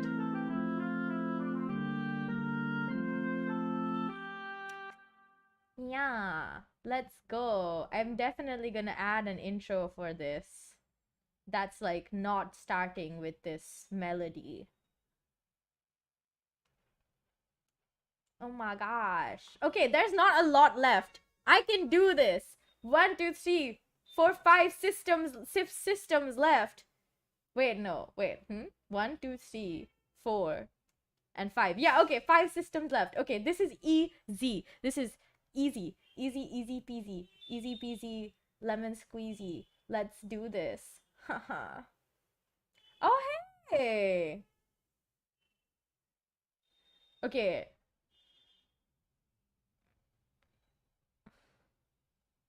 No, why am I doing this to myself?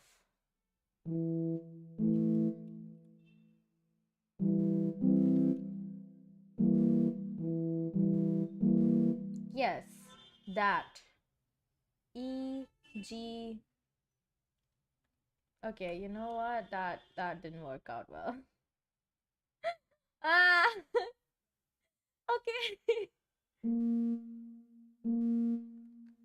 I thought that that would work out very, very well, but it didn't. So we are disappointment. We are in disappointment. GABCB. Is it like, do you want me to, FGAB? Oh, yeah, yeah, yeah, that works out so well. FD. Love that. Yay, yum. I really love music. There was a similar part before this that basically had the same exact notes. Yay, that means I can copy and paste. And everyone knows that is my favorite thing when I'm writing music, copy and pasting. Because it makes life easier. Like, not gonna lie, it does make life easier on many levels.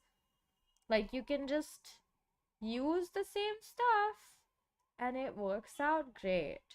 And I feel like you gotta respect the people who. Wait, did I just do the same? Okay, I'm okay with that. Please let me copy and paste as much as humanly possible in this situation. Yay! I love copy and pasting. Wait, it's the same. No. I mean, it's not a bad thing, genuinely. It's actually a good thing. Like, it's very helpful if it's the same thing because it, like, basically, it just means I don't have to do as much work. And I do really appreciate that for myself. Oh my gosh, it really. Oh, I didn't even change that much. That's so nice for me. That is so nice for me. Wow. Did I really just copy and paste that? I don't know. Oh, this is so much scrolling. I think that's definitely different. Yeah, that's different. But that's okay. We can just adjust it, you know? F. So this is gonna be FAC. And I'm gonna let that happen. And what is this? EFA. Okay, so that's ACE.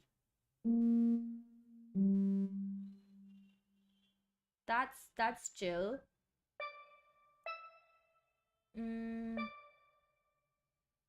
DFA? Maybe? I think I wanna use that here. Wait. DFAC. But it has a B. Right? Okay, no, it's fine actually. We're chill. We're fine. We're doing so good. We're doing so good. What is it? E. I almost just randomly ripped out the cord from my monitor by complete. I said almost because I was like trying to cross my legs to like be a little bit more comfortable, and I didn't realize that I had like crossed over the like the huge cord because I don't have any cable management and I refuse to do hard work and do more cable management. So I almost ripped it out of the back of my monitor, which would have been so terrible. It would have been so bad. Oh my gosh. Okay, so it's ACE and FACE. Why do you keep prompting me to use FACE? I'm gonna instead use DFA. Try me, bitch. You cannot defeat your own self, okay? There's nothing known as that. I need to listen to the whole thing now. If I made any mistakes, I'm just gonna leave it there. Wonder, I don't remember why I didn't work on it anymore that day, but I do remember I didn't want to do any more work on it that day.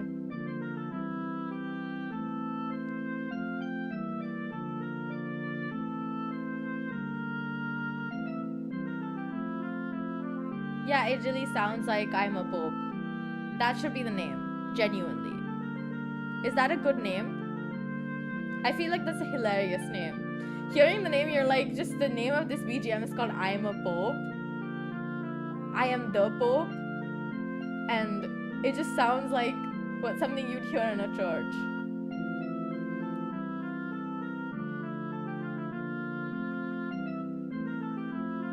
I really love the oboe so much. It's such a good instrument.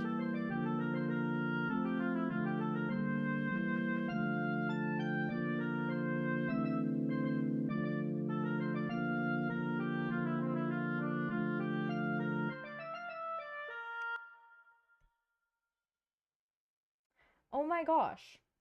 Oh my gosh, there was this whole section that I forgot about. Lovely. No wonder I felt like there was something that I was missing, and it was this exactly. That there was a whole entire section that I'd completely forgotten about. Oh my god, can you stop moving for good Lord's sake? Okay, C, D, E, F. We'll come back to E and then B, D. Okay. I'm gonna go for a C, E, G. Thank you. What is this? B and A. B and A.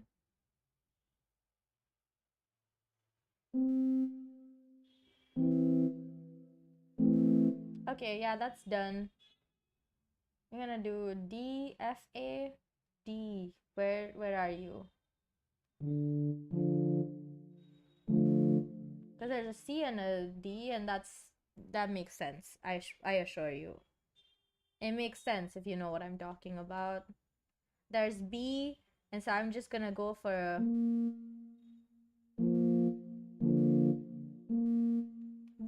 be basic, you know?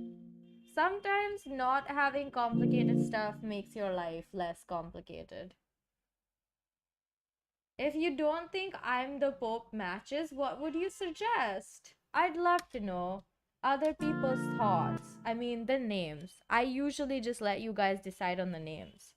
I just pick the one that I like, and it just is the name then.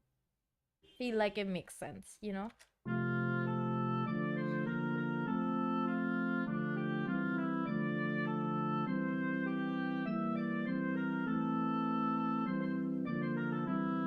If I add more instruments to this, whatever shall one add? Because it definitely needs more. It's kind of empty. Yeah, exactly. It's so hilarious. I'm the Pope. It's just such a hilarious name for a BGM. Which is why I said I wanna make it the name. If it doesn't fit though, I really wanna know what do other people wanna name it? What pops into your head when you listen to this?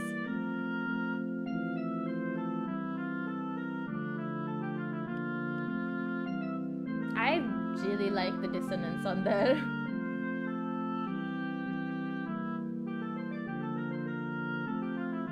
It like tickles your brain in a not bad way.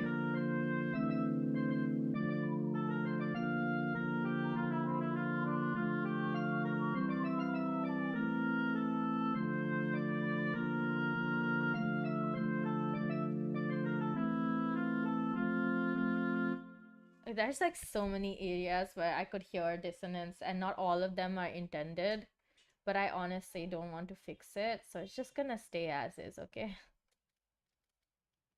I'm lazy. I'm the Pope. Yes. I'm the Pope by Mew. Wow, that is so funny. All instruments, percussion unpitched. I shall use an anvil.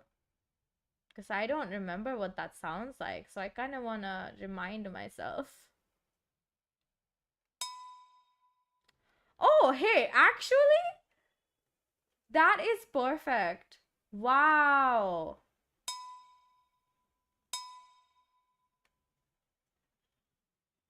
But that is so loud.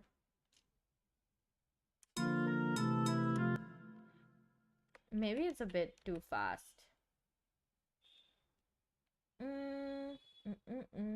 I don't know. It's also very loud. I'm gonna replace it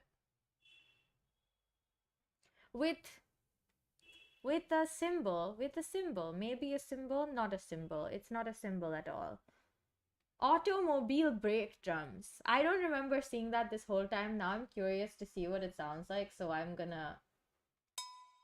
No, that's not a brake drum. What? Huh?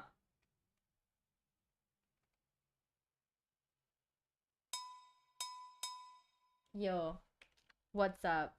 That's foul. You shouldn't do that to me. That definitely isn't a brake drum.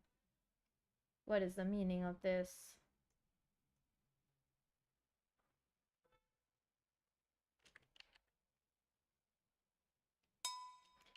Are you kidding me? Is this what I deserve?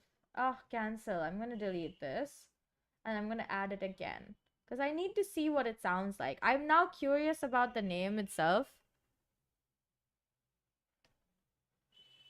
So I must discover the name.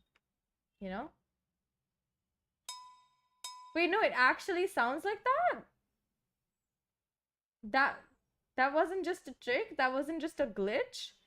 What? That's so disappointing. Its name sounds so interesting, and then it just sounds like, huh? Why? Why? That's so boring. That's fun, but also it's unable to be used here. Ah, yikes. That sounded so good. It like tickled my ears so nicely. Ride symbol. You know, I don't really like the ride symbol. It's a really annoying symbol. Every single time I've used it in one of my compositions, and I'm talking about the ones that I did for an assignment, but that's just because my teacher would keep talking about using them, and I'd be like, okay, whatever, bro. Like, we get it. You love these. He was really particular about drums, even though he was a piano like instrument major. Like his main instrument was a piano, and he did not know how to play drums. But obviously, if you're a teacher, you know you have some ability, right? But then he had some of the weirdest opinions that I've heard from someone. Like, mm, in my like friend circle, like all of us who studied from that guy, I think we all on some level agree that he's a wannabe jazz boy, as in he likes to express that he really likes jazz and that he likes to play jazz. And I kid you not, every single thing that he wrote as an like as a example to teach, it would just sound like it was elevator music. And that was my most like commonly said thing about that specific teacher, was like his every single composition that he would write on the spot for us to like teach us certain concepts and stuff, right? And it would just all sound like elevator music. I was just so confused why everything sounded like elevator music. I just could never get over it. I was just like, wow. And I like it was like that for a whole year. And obviously I haven't gone back to that college yet. Yeah, like I'm not going back to that college. I would literally die if I did that. But god, like that teacher, he really wrote elevator music so consistently. Like I was actually in awe of him. The consistency at which he wrote elevator music was more than the consistency of me slacking off at work. That's it. It doesn't even need anything else. Like it just needed some like structure. I feel like this specific rhythm, which is just me using it like a metronome, but it sounds more interesting. Like And no, it looks more interesting. The metronome isn't nearly as interesting, clearly. That's exactly what it needed, and I'm not gonna try and figure out anything else for it because I refuse to. Every single time I slacked off during an assignment, the consistency of me slacking off was less than the consistency of my teacher writing elevator music as an example for like demonstrating a certain concept or like theory or the application of a specific thing that we were learning. Like there was this one time where he was trying to explain like this there's this concept called sub voice. How's your noggin cracking? Bax, I don't know what you mean. Also, hi. It was just so much elevator music. Yeah, so he was trying to explain this concept called sub 5. Okay? And all that means is just it's a dominant chord, like half step down from the chord that you're trying, like from the chord that you're currently at. And every single example that he gave for it, and he would usually write out those examples on the spot. Elevator music. It was like the most elevator music of elevator music I'd ever heard. And I was just like, how is he doing it with so much consistency? And this was in my third semester, like at like closer to the end of my last semester in that college. And I was just like, dude, I've never met someone who writes the same kind of music with that much consistency. And it makes sense because he's been using like he's been teaching in that same college for 20 years, I believe. Okay.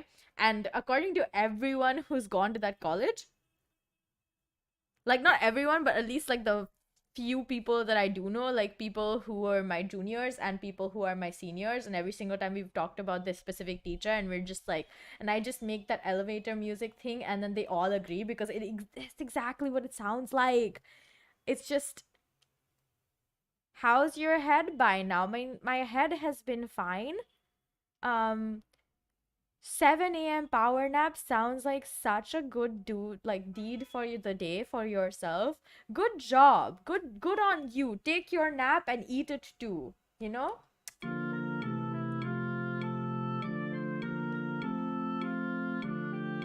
Yeah, I just sound like the metronome. I'm not gonna change anything. Oh, you know what? I actually am feeling mischievous enough to add something extra here. Like like just randomly add these randomly. I say randomly, but they are kind of deliberate, low key.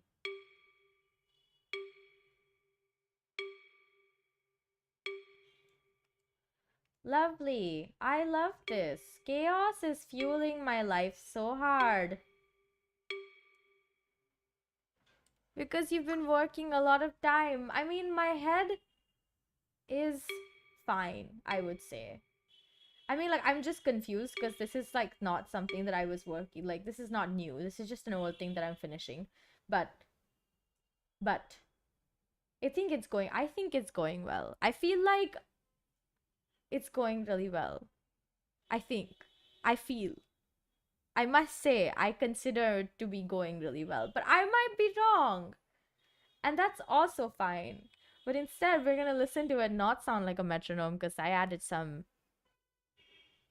stuff.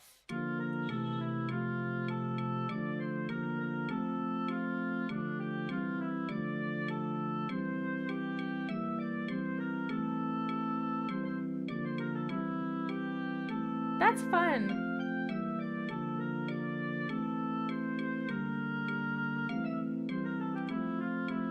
Yeah, also it sounds kind of random, which is what I intended it for it to sound like, but I'm still kind of surprised because I wasn't sure if it was gonna sound random, you know? Adding more instruments because clearly I like having more instruments. What do we have? What shall I add? We already have a euphonium. Should I just add like uh tuned gongs, handbells, Almglocken, as in cowbells. Okay, crowtails or antique cymbals. Oh, wait, no, we should add a bass marimba. Woo. That's fun. I do like myself some bass marimba sounds. I like the little 16th note run. They give it so much drive. Yeah, thank you. I was using the 16th note as a way to make it not sound like a metronome, but without that little random 8th note, it would sound like a metronome. So I decided to add the random 8th note because I clearly wanted it to not sound like I wanted it to not sound like a metronome. Then I could just use a metronome and it would sound the same and it'd be fine. What is this called? I don't remember what I did anymore. What? DF, BDF. Okay, just B then. ACE. Okay. Why is this? Okay, wait a second. I'm confused. This should be like up there.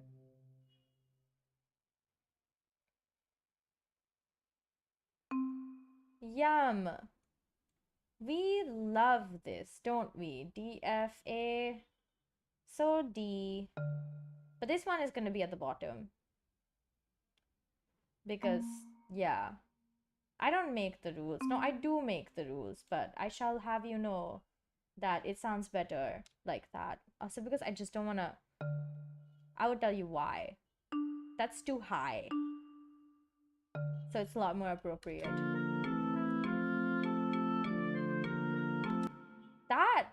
That percussion needs to be much like less loud. It's so in your face. Can you hear the marimba? I can't hear the marimba. I don't know if I'm hallucinating the marimba.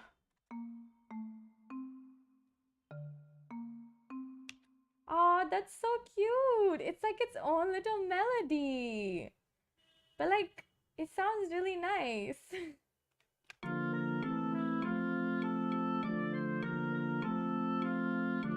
You can kind of hear it. Enough where it makes kind of a difference, I would say. Wait. We should check if it makes a difference or not.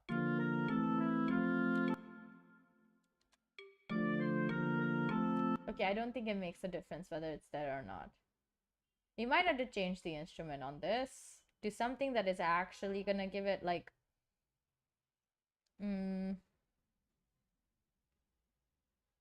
yeah, why not a cello? I love a good cello.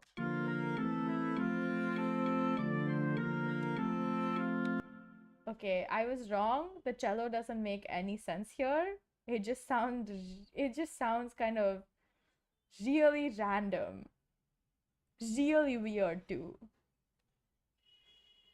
Like surprisingly. Is this a B? Oh my gosh. Uh uh, not. Okay, I'm gonna bring this down to here. Yeah. What about a woodwind? I honestly think it would sound good, but I shall try it after I finish trying out the bass.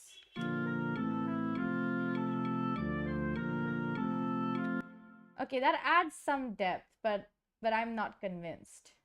Okay? Like I'm not convinced. Well, there's a there's a hyper bass flute that I think would be fine. I'm not gonna use a recorder, okay? What is a gem shot? Okay, it's an ocarina made from animal horn. Okay, all right. Good to know. I'm not gonna use another oboe. I refuse to do that. Hecklephone. Oh, it's just an oboe in C. Okay. Bass shamn. Shamn. The spelling. I know you guys can't see what I'm clicking on, but it's spelled as SHAWM. I don't know how you're supposed to pronounce that. But I sure as hell know that's really funny to say. Shom. Shom. Wait, is it just Shom? Sham? Shom. Blah, blah, blah. Okay, I don't know.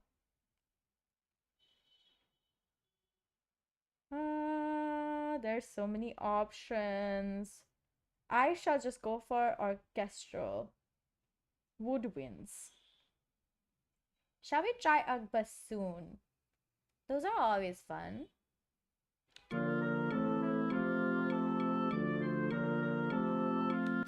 Okay, I don't know if I like it or not. Let's be honest. Okay? I don't know. I think it's very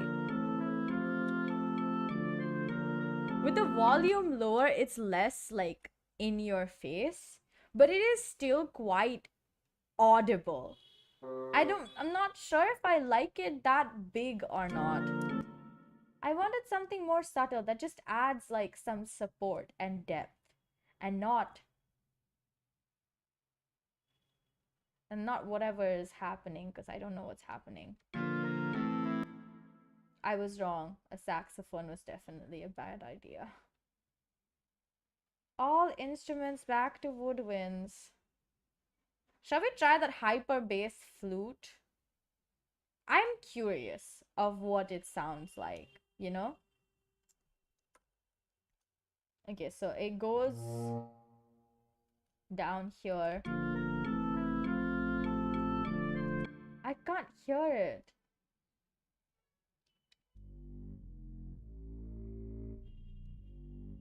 Oh, it's like really bassy. Wow, that was unexpected for some reason. Like, I wasn't expecting it to sound this bassy. Maybe I should just try a bass flute. Oh,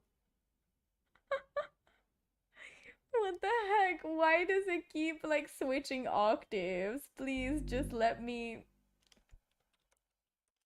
Please just stay in one place. I'm begging. Oh, oops. That was not what I wanted to do.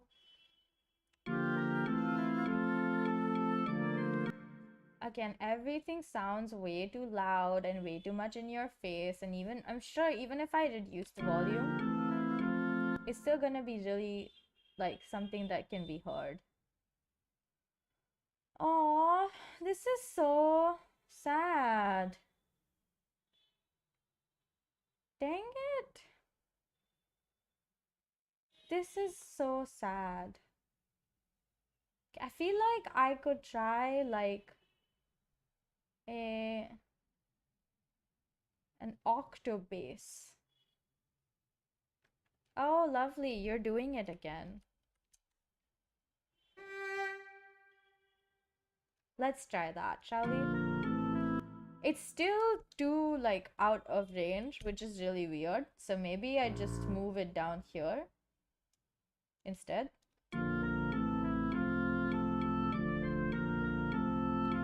Okay, I don't know if it's like helping or not, so I'm just gonna mute it and listen to this section again. Yeah, it's not doing much. Oh, actually, you can kind of hear it. Like a little bit.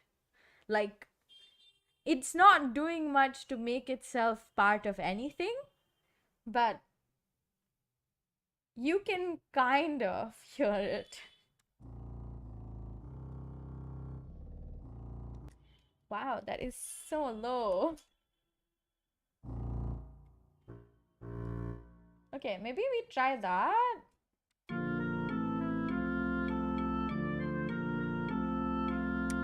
Yes, that is so much better.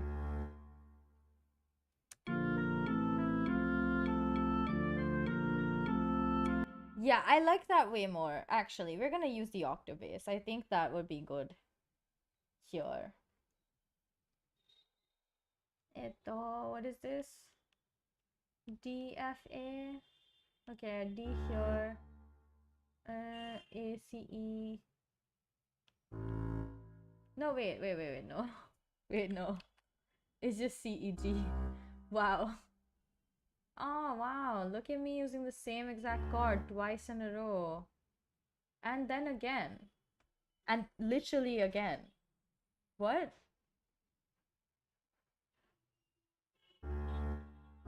How many times do I repeat the same? Okay. Oh, okay. Cool. Again. Oh no, not again. Okay, this is a different chord. D. No. G B D G B F G. Huh? What is this chord? What have I done? How big a October flute would be? Oh, octobass flute. I said October flute and I was so confused. It's so big, like big big. Now I'm curious. I gotta look that up. Oh, EGB. I was so confused for a second. What the heck? It sounds so funny. I just keep using the same exact chords. Which I mean is such a normal thing to do though. A and then C D F B D F B and then C again, I believe. And then A. And then how many times do you guys think I have to do this? Because I would get tired pretty fast. Oh gosh, there's a lot to go, huh? Why did I do this to myself? Maybe I should just not. It's not like it's making a huge, like, difference, you know? Okay, let me check it here, like in the middle.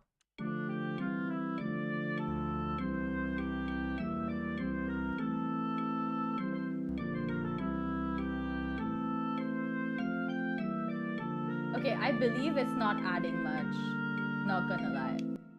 So I think we can get rid of it. I think. Okay, I'm gonna leave it there. I'm scared if I get rid of it and then I'm like, no, no, no, no. I actually really liked how that sounded. And then I would have to do it again. And I don't want to do it again.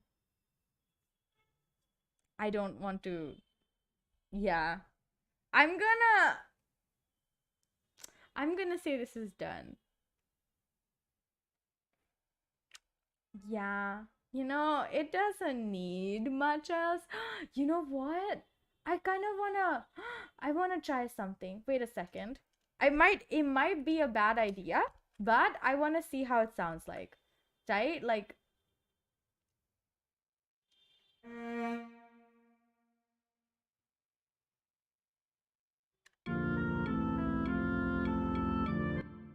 I'm gonna reduce the volume of the octobass because it's so loud I could hear it forever. I'm actually not mad about that. I think that's a good thing to do here. I'm gonna copy paste it. It gives the depth that I want without me having to do much work. Which is exactly what I need anyways, so. Love when I can flout work. When I can slack off. That's clearly the goal in life, to get away with doing as little work as possible. You know? Yes, I now think that I am done. I will pronounce this thing done. I will say that this is complete. I shall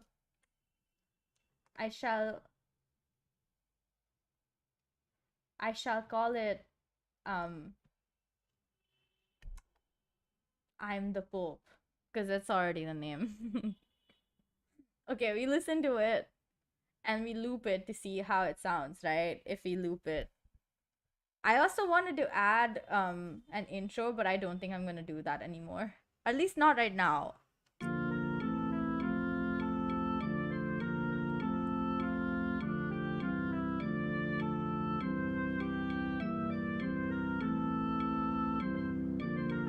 Up until now, I'm pretty convinced that it sounds like it's like in a church. Gosh, that must have been loud. I'm so sorry. You could probably barely hear my voice. I'm convinced it still sounds like I'm in a church, and I'm like, I'm the Pope. There are so many goddamn like notes that are just so dissonant, and you can hear them. Oh gosh. You can really hear the dissonance. I don't know if I like that or if I'm just like, I'm gonna change it at some point.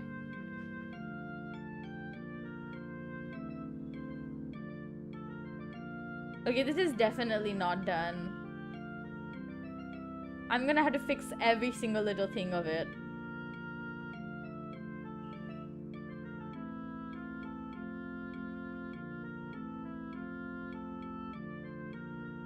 Okay, but it's definitely loopable. It's definitely loopable. Like, I said, like, the continuity is good enough. It's good enough for me. Oh my gosh, why am I so exhausted after, like, barely doing any work? Feel like you need more energy to complete something than you do to start something sometimes. Like, in my opinion. Like, in this case, I would say you need more, like, energy to complete this than start something new. I feel like it's easier to start new things. But that is just me, and no one else has to agree, obviously. I'm gonna say it's done. I don't want to do more of this. I'm calling quits, you guys. This is done for now. I shall pick this back up on a different day, perhaps. Not today. Definitely not today. And we're gonna keep chatting because I just really love talking. In fact, Hex, if you want to talk, you can do that. And she really is on top of my head, and I think she looks so cute as a slime. Like, look at her. I would talk, but I'm in a cafe and there's construction going on, so. Damn. At least, I mean, I hope you're getting some good drinks and food or something. You're feeling it? Thank you, Bax, but I am not feeling it anymore. I've decided to quit it for now. I'm gonna shelve it again. I don't think you're trying to make a horror action BGM. See, I don't do like the last time I tried to write horror. This is what came out. Wait, it literally is called I Wanted It to Be Horror, and it just sounds like gloomy. Like it was something that you would hear when you were going inside the cave systems of a game, or like passing through a kind of dark and gloomy environment. It does not sound like it's horror, unfortunately. Dang it. I was so disappointed as well. I was like, dang it was so close to being horror, now it's not. But I also think that this is a good BGM to use when I wanna play horror. I feel the slug while trying to feel. Oh! Yeah.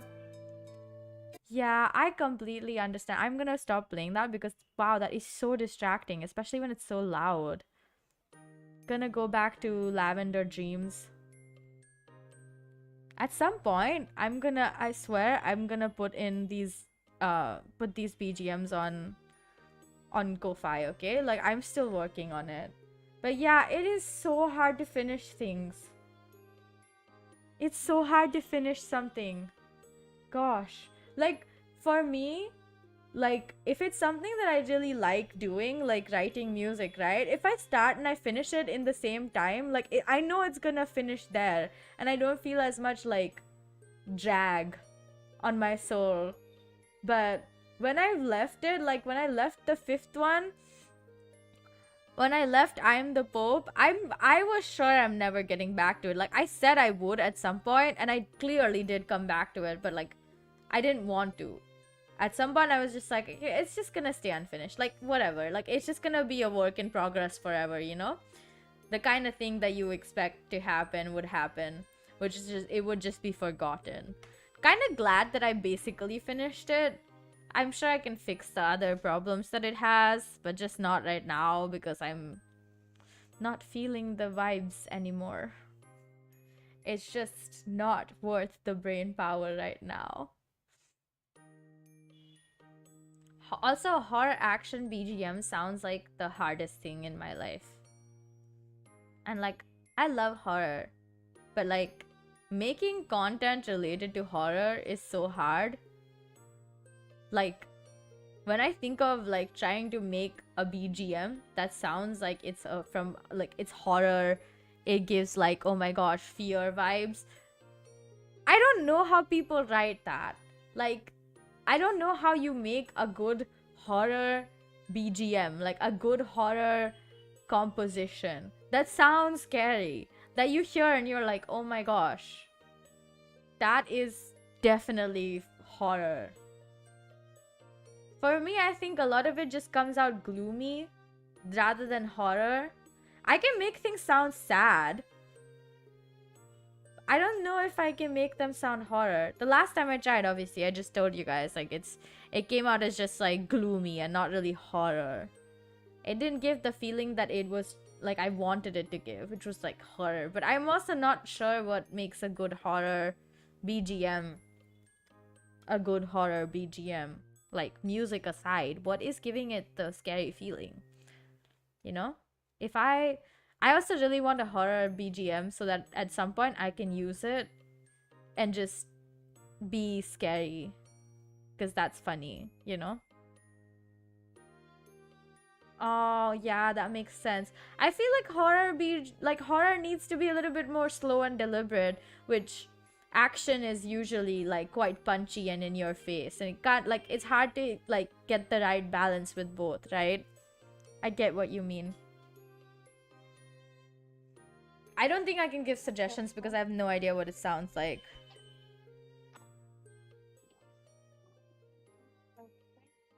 Hello? Wait, you're like really low for me. Let me bring you up. Yeah, now when you talk you should be louder.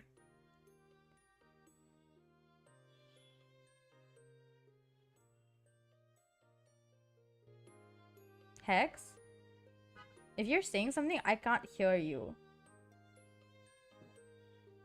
I'm not saying anything. I thought it like stopped construction, but they're continuing, so I'm going again. Okay. But yeah, like writing music is like, for me it's really fun, right? Like I really enjoy it, especially when I'm not like when I'm not doing it for like a specific purpose and I'm just trying to have fun, so to speak. I feel like it makes it even more fun. Like, I didn't like doing my assignments, but mostly because there was so many criteria that you need to hit that it gets tedious after a while, and you're just like, I just want to get done with it.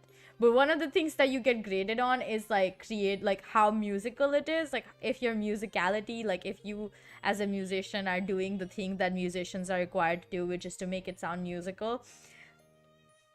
And so it can't be like completely just like criteria for like, okay, I'm gonna use all of the chords that they asked me to, and I'm gonna do all the things with the melody that they asked me to. It has to be like all of those things, but also making it sound good, which is so hard to do sometimes, like especially when you're like struggling for brain power. But let's, like, if I'm being honest, I'm excited to go back to college. Like, I'm excited to see a lot of my friends and you know, just learn way more. Yeah, it always feels like making a checklist. It's like, okay, use all of these things, and then also make it sound good. You can't make it sound too bad because it has to have like, it has to have everything. I really need to like organize all of my like first year assignments. Because right now they're just sort of floating in on my laptop because I don't want to organize it. I've been like putting it off this whole time. And I really need to get back to like organizing stuff, but I still don't want to, because I broke my laptop charger like a while back. And I just didn't replace it because I wasn't really using my laptop anyways. And so like if I want to use my laptop, I have to ask my sister for her laptop charger. And I just feel lazy about doing that, so I've just avoided it this whole time. But I really have to do it. I feel like I have encouragement right now because my mom wants me to empty my laptop so that like she can use it, because I don't really use it and I don't really need it. So I'm like, I should get it done soon so that I can give it to my mom and be like, okay, now you can use it. Like, I don't really, none of my stuff is on it. You're putting too much thoughts. I actually really liked doing the like classical music composition because it was much easier. Like, it wasn't hard to have all the criteria in, and it's like it has very established rules. Like, it's like, okay, these are the rules, you gotta like you have to make sure you follow them. And it was like much easier than writing contemporary music, because there's like a lot more like stuff that you can and cannot do in contemporary music. But also people like to step out of the, like, you know, break the rules and be all rebellious, but in like a musical cool way. And although that doesn't fly in like in assignments, like I feel like after the first semester my enthusiasm for wanting to be like super creative and like make something really really cool and have it be like the best piece I've written just like died off. Because in the first semester, one of the things that one of my teachers said really like made me feel very annoyed by the idea of having to do assignments that way. Because he was like, okay, you don't have to do extra. You just have to do what you're asked to do, which is just follow the criteria. And that's enough. You don't do any extra things. Like, don't add extra stuff that you haven't learned yet or something that you may not have learned in your classes. Like, don't do it. Just follow what you've already done. And I was just like, why?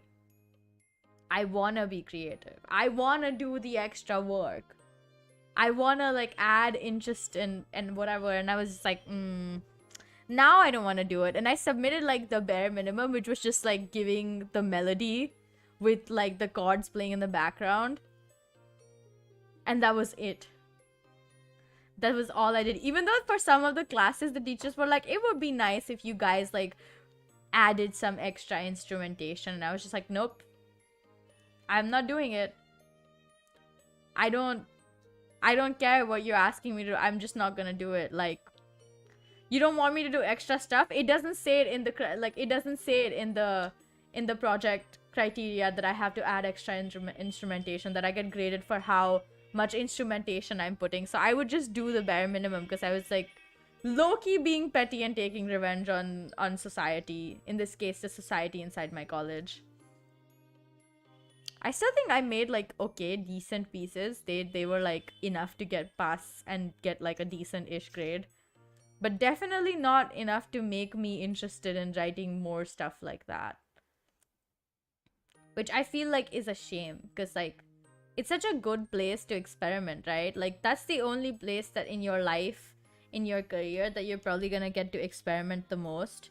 But if you're not encouraged to experiment, and my teacher would complain about it too. He'd just be like, oh, like no one wants to do the extra work and like practice their skills and writing and whatever. And we were just like, listen, when the first thing that you say to us, yeah, the pieces made out of spite are the ones that are, yeah, it's always like that. I never tried to make a second one. I was just like, I'm gonna be spiteful and make this one, and this is it. I refuse to do extra work. So yeah, I barely did any extra work. Like I would just I would just deliberately like do as little as possible, because I was just like, nah, I ain't gonna do all of that. Like you can try your best and you won't succeed. You've already made me not want to be creative about all of this. Like you just told me that I should only follow the criteria, so I will do exactly that.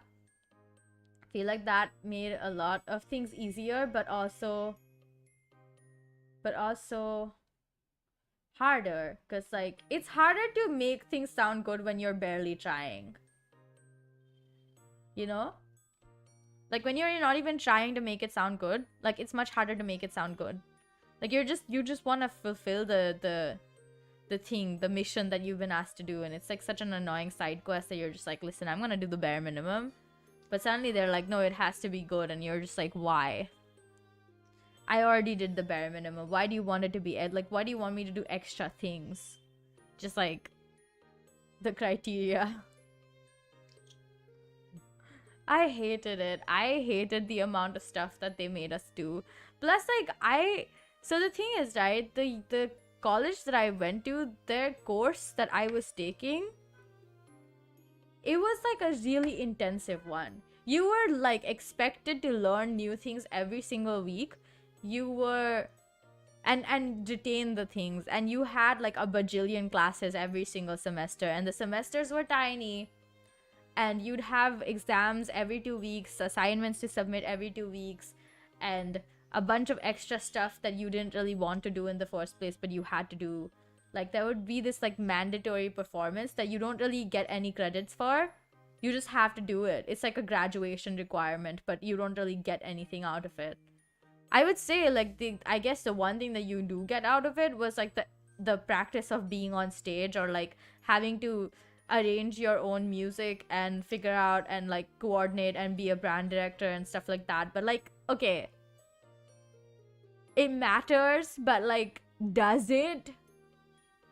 Especially when you filled my schedule with so much stuff. Do you really think I want to do this? Plus at some point they made it a competition, so if somebody wanted to win, I didn't really care about it. My seniors didn't really care about it. I think even my juniors didn't really care about it. But it was just so annoying when they'd give you a prize, and they'd have the entire student body vote for the one performance they liked the most for like every single week. So you'd do a performance once a semester, but there would be other people performing for the other days of the semester. And it just was like so weird. Like I was like, dude, we didn't come here to compete with each other. Like we wanted to learn. I feel like the competition made it worse because it wasn't really friendly competition. Like nobody really wanted to compete. They were just like, we are so done with this. Like I wish. And I was one of the like, unfortunately, I was like, I am not okay, well, I was a volunteer. I would volunteer to do stuff, a lot of stuff. Yeah, but like, okay, the thing is, you'd have to do one performance that's your performance that you get graded on and stuff, but everyone else also has performances, and if there's only limited musicians, then you ask the same few people to perform with you, so you'd end up having to attend a bunch of rehearsals and like just like a lot of stuff with your own like class rehearsals and your own private like private practices that you do for your own instrument.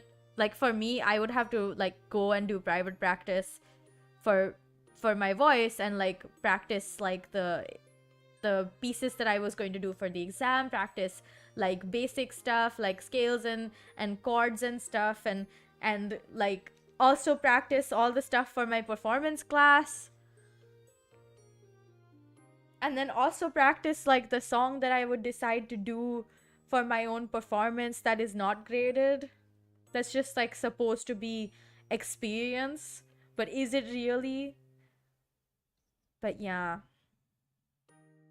I really like being on stage, so I didn't mind as much, but I feel like it was still a bit too much because they would always schedule like the performances for all like our exam weeks. They would schedule the performances on those weeks, and it would just be like the most annoying thing ever because you would be trying to like your like your best to do well on your exams and finish all these assignments and like submit them, and then also have days where you had to practice on the same week. Sometimes like if you're being daring, then you would just start practicing a week before your performance. I did that once. But the thing was, I was like performing with all the people that I knew were like, we understood each other's rhythms and were like really good at collaborating. It was all people I was excited to collaborate with, and they understood my vision. So I wasn't that like stressed out about it. But one of my classmates, right, who also failed the first semester, one of the subjects that is a prerequisite for basically everything else, he only did one practice session, one rehearsal before going up on stage and absolutely like giving the worst performance I've ever seen, not gonna lie. And then he had called his parents and to watch him perform. And obviously his parents aren't professionals, so they're not gonna understand what the issue was, but like we all could hear that everything was weird. And we were just like, okay, we're not gonna say anything. And then the teachers asked him on stage, like they were like, oh, how many times do you practice? And he was just like, once. And the teachers were just like, excuse me? Yeah, but okay, so the thing was, for us, for like this specific performance segment that we all had to do once per semester, but everyone else also had a performance, so you would just like also were like, you know, you'd also be part of other people's performances. So it was actually like performing 4 times a semester, or 6 times or 7 times sometimes, because if you're like part of everyone's performance, then you're basically performing every single week for somebody or the other, including your own. And we could just do covers, so most of us just chose to do covers because we didn't want to sit and transcribe our own music. For me, it was like that. Like, I had a bunch of original music that I'm sure I could have transcribed, but I didn't want to figure out the chords at that moment, and I didn't want to transcribe the melody. So I was just like, I'm gonna cover something. And my second semester, I covered Blackout by Obsidia. I still have the video for it. I don't think I'm ever gonna post it anywhere, but it was so much fun. Like, the people I was collaborating with for that specific performance were all people I really like to do music with. Like, in general, we had a lot of fun, and it was just like one of the best performances I've done in my life. Not because of like my skill level or anything, just because of how much fun I had. And then the next, like the last semester I did was Selene Enjoy. Yes, I like Selene. Selene is fun. She's funny. But yeah, the last semester I did Phantom of the Opera. And that was also with people I really enjoyed collaborating with. They were all really skilled. We all like understood what was going on. Like, it was not like hard to explain what was going on to everyone. So it was really a lot of like, we were really at ease with each other. And I did a good performance then too. So both of my performances went like really decently, actually. All of my performances had gone decently, except for the first semester where I basically put in no effort because it was all online, and they wanted us to submit a video. And I just did that. Like, I just sang the most like I gave the most like boring song video ever because I just didn't want to work that hard. So I was like, okay, done. I took a day. I recorded the same thing. Like, I just recorded it and I sent it to the teacher who was in charge, and I was just like, I'm done. No more. Haha. But yeah, it's fun. At some point, I want to ask the same people to cover Obsidia's, you know, again. Blackout again with me. But like this time, we shall record it like properly. And so then I can post it. But we're all really busy right now. So I think it'll probably have to end up like being a while before I can do that. But at that point, I would already have like a bunch of my own original music out. So I don't know. But yeah, I had a lot of fun learning and like meeting all of these really cool people who know like so much, who are so talented and so hardworking and like so cool. And I enjoyed that. But overall, that whole year was like hellish because I was just so busy. I was barely sleeping or eating or like I think one of my one of my friends, there was this one time where I just ate a croissant for lunch and she goes, Mew, is that all you're eating? And I was like, yeah, I will be full from this like giant croissant. And I mean, like, it was actually really big. It was almost the size of like half of my forearm. Yeah, it was really big. And then I had 2 croissants with me, so I gave one to my friend as well. I was like, this is for you because I love you very much. And then my friend's just like, are you sure you don't want to eat both of these? And I was like, nah, I'm gonna be full from one of them, okay? And this particular friend, there was this one time where we all went out to dinner and I ordered like the least food out of everyone. And she was just looking at me like, Mew, are you sure you're gonna be full? I think you should order an extra portion or something, like more food. And I was just like, no, I'm gonna be full. And then she was like, no, I'm gonna order an extra portion for you. You gotta eat more than what you're eating. And then I ate like half of the portion that she'd ordered. And then I was like, I can't eat anymore. And she was like, you know what? I'll finish it for you. And I was like, she's the best. I love her so much. In this case, I am talking about Sterling. Because you guys have never met her on stream. But I feel like I've talked about her a lot. She's the one who's producing Welcome to the Mewniverse with me. She's like one of my dearest friends. So funny and so cool. And I love playing Valorant with her. I only really like playing Valorant with her, honestly. Like, I don't like playing Valorant as much by myself. I started playing it because of Sterling, because she was like, I play Valorant. And I was like, you know what? Yeah.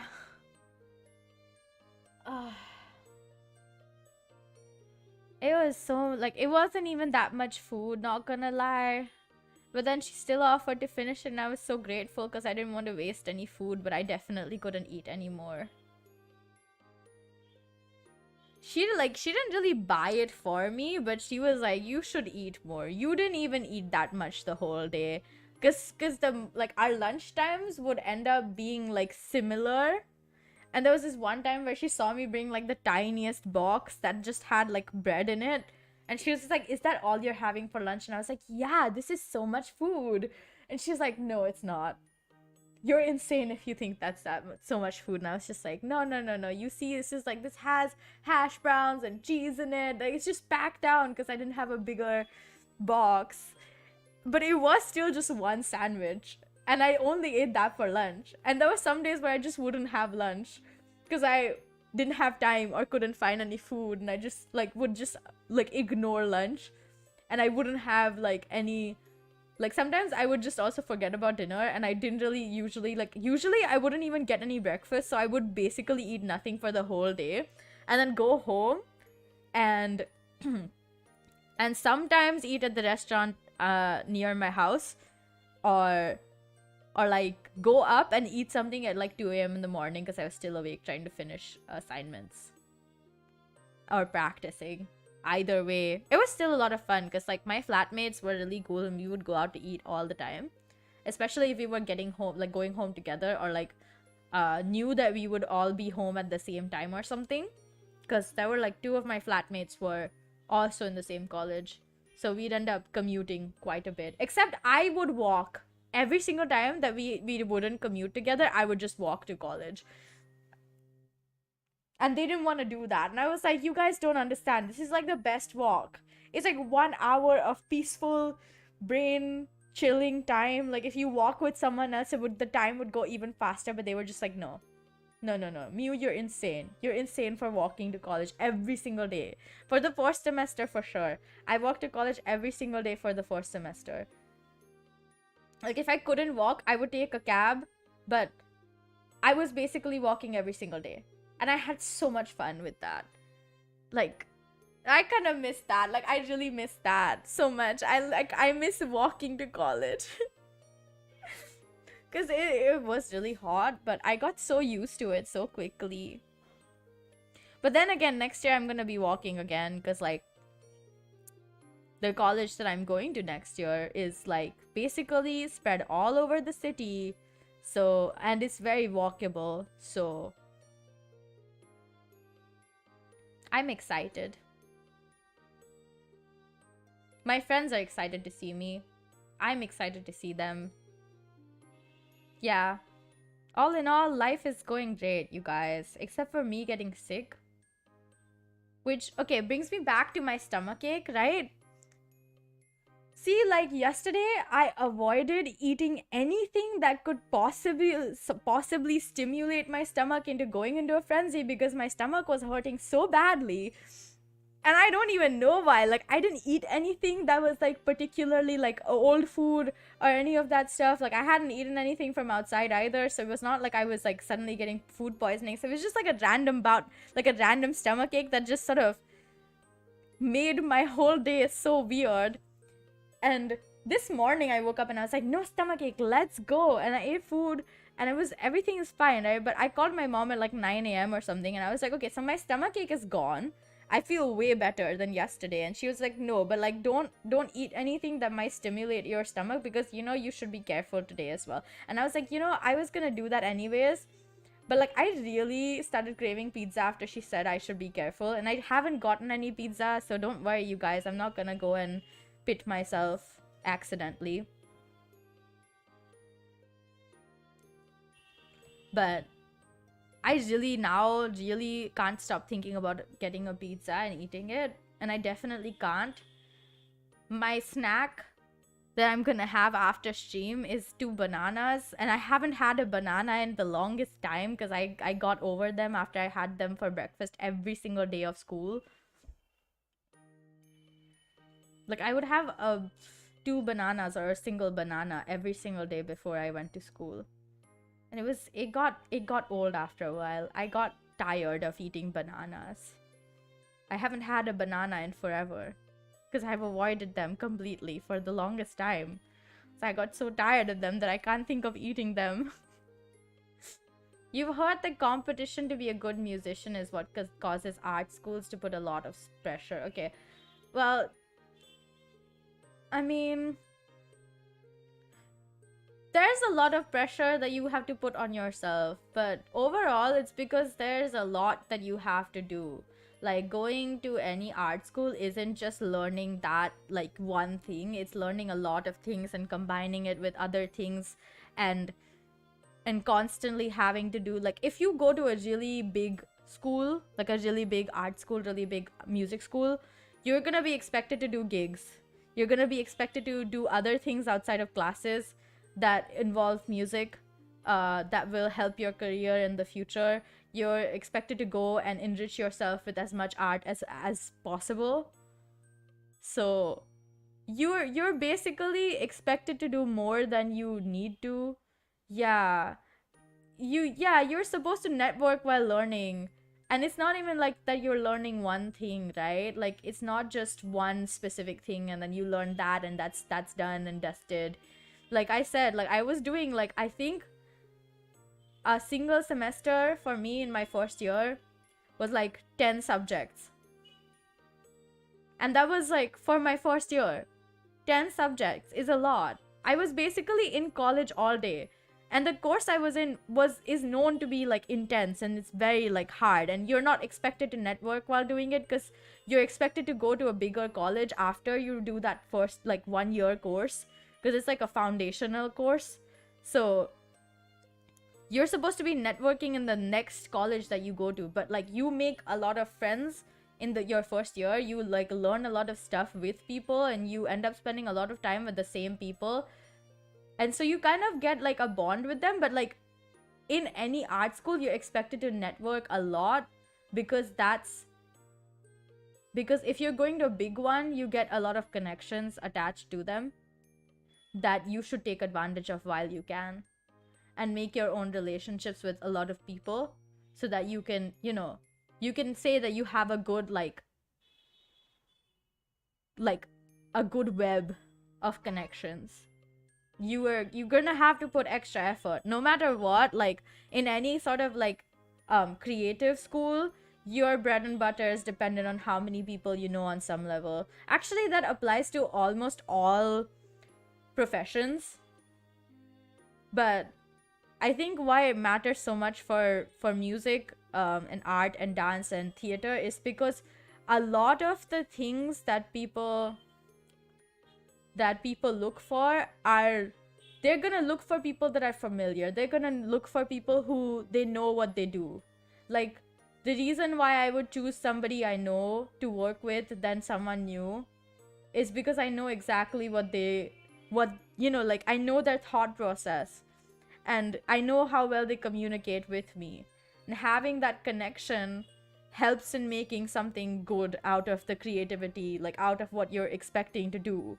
Like, I would not feel comfortable asking everyone to work on my music because it's mine and it's very personal.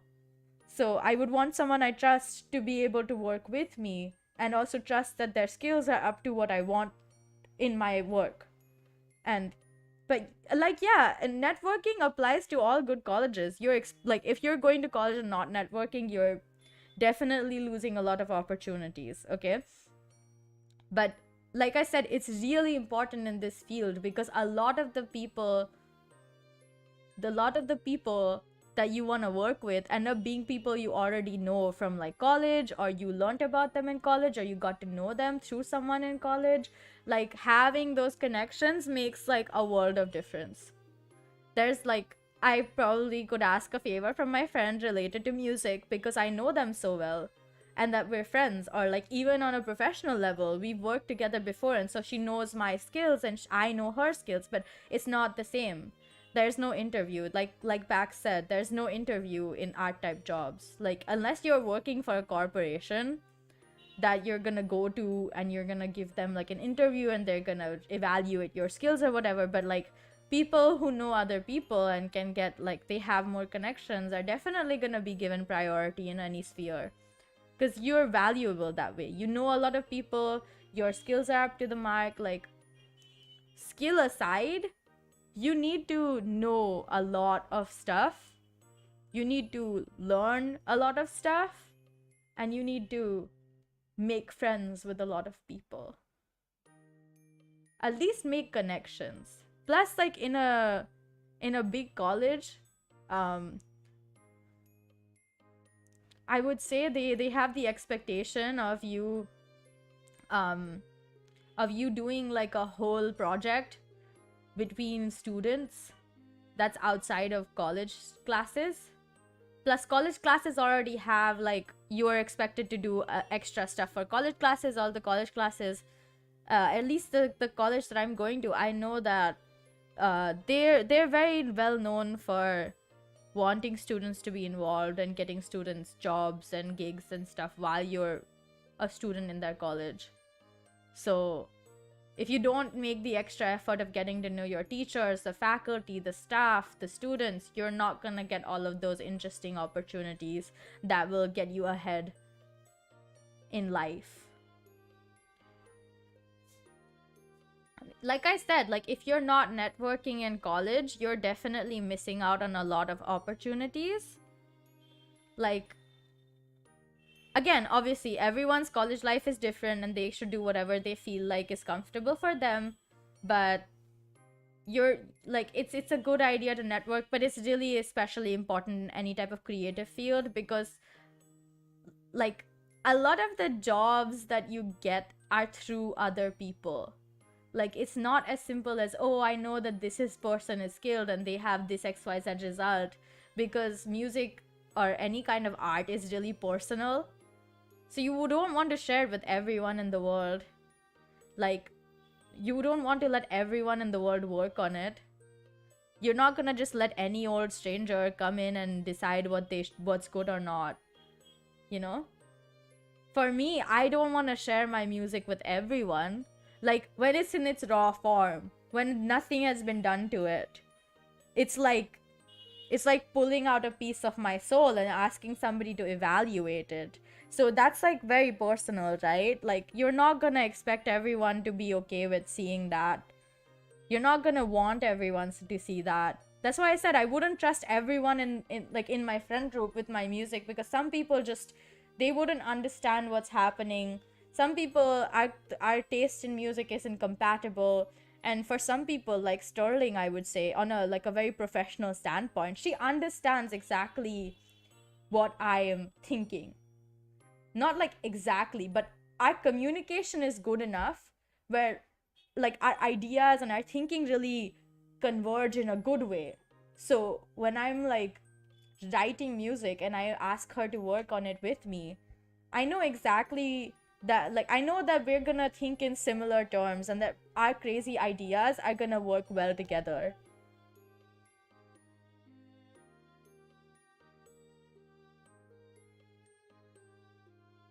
What is happening outside? There's this weird noise. What the heck? I was so caught off guard by it. It really, wow. No, wait. I don't think you, okay, don't think I'm doing a good job of explaining. But like, it's not about the technicality. Most people who are in the sphere have the skills to get stuff done. If you're already in the field of music, you're already in a music college, you're already like in your second year or third year, like there's no way that you're gonna be bad at it. You're gonna be decent, if not good, you know?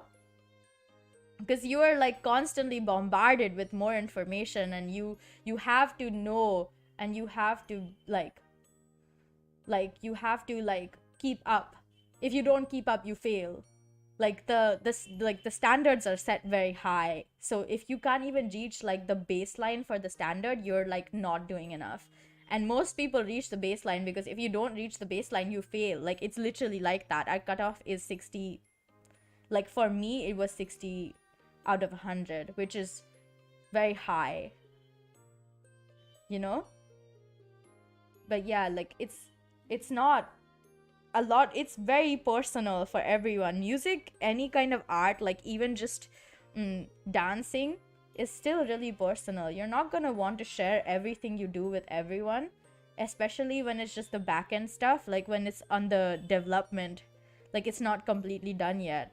Showing a finished product to people you know, and showing an unfinished, like completely raw form of something is really different, and it's not gonna be for everyone.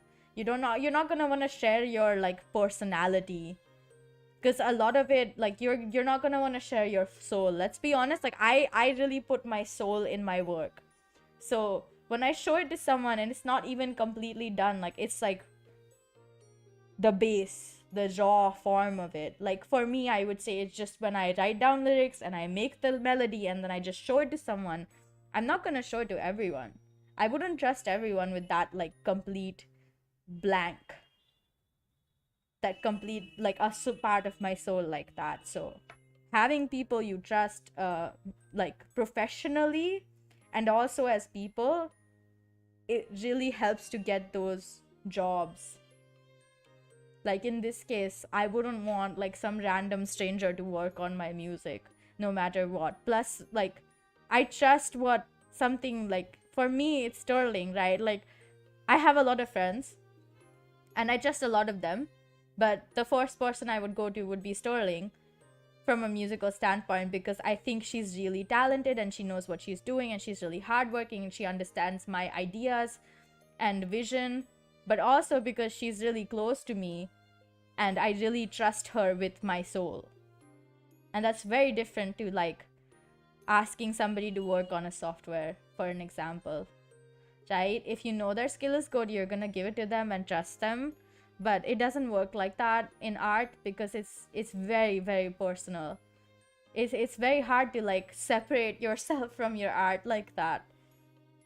Like, like, if it's something that you're doing and you expect to release for yourself, for sure. If it's something you're doing for someone else and you're just giving it to them, then you won't really care about it, not gonna lie. Like, I wouldn't really care about if I'm making a song for someone else and I just give it to them. I wouldn't really care what they do about it. Like, I have ideas, but if they don't care about my ideas, I'm not really gonna care about the song either. So that's what I mean. Like, it's not the same, because music is any kind of art. I would say drawing, painting, dance, theater, music, it gets too personal sometimes for everyone to have a part in it, which is why it's so important to know people. Because if you're not close to people in the sphere, you won't get a lot of jobs inside the big circle that you have. You might get jobs outside of that circle if you're good and you have fame on some level. You're definitely gonna get jobs, but from the people that you like, who are your peers, you're definitely not gonna get that much if you're not close to a few people at least. It all like ends up being, I know this person who knows that person who also knows that person who I'm connected to now, and now we have an understanding, and so suddenly I'm working with them or working for them. It sometimes works like that. I mean, it's again, like, it's different for everyone. For me, I don't think I would want any like random people to listen to what I've written without any post-production or like any processing time. But yeah, it's like, it's hard to explain. I don't think I can explain it well. I feel like I don't know how to communicate what happens within the circle. I'm not fully in it currently. Like, I would say I'm like half in it, half outside of it, because I'm basically on a gap year, and it's like a bit different. So yeah,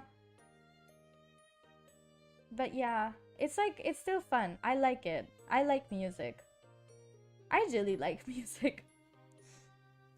I really enjoy it. Plus, knowing that there's so many people who support me gives me like more motivation to keep doing it, like writing more music, wanting to take it further and make it its own thing. It's good. But yeah, it's been like an hour since I finished the BGM. I think I'm gonna go and eat and chill out, because I finished the BGM. Well, it's not like completely finished, but let's just say it is, okay? I do not want to work on it.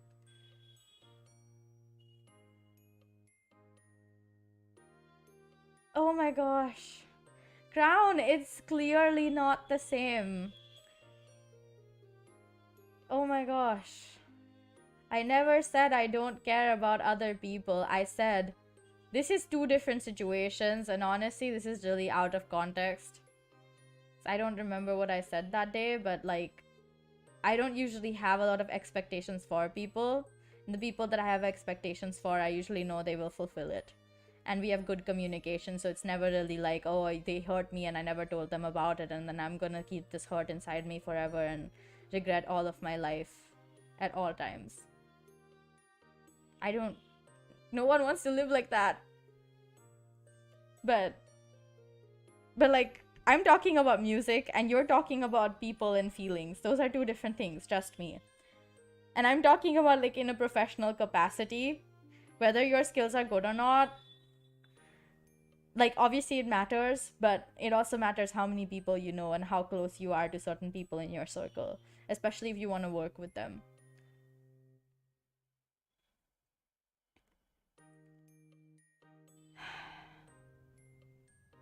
I really miss Sterling.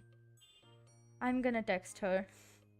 I'm just gonna be like, I miss you. Please. Please give me attention. Even though we were just talking yesterday. Like, me and Sterling were literally just texting yesterday. But I just wanna be like, I miss you. Actually, I'm just gonna text her right now.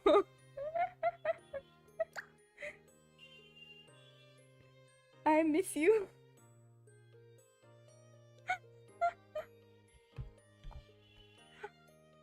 I'm so random. I feel like I scare my friends like this. There was this like whole situation. This is not like it's not like a situation as in I alarmed every single one of my friends, but like in the beginning, right?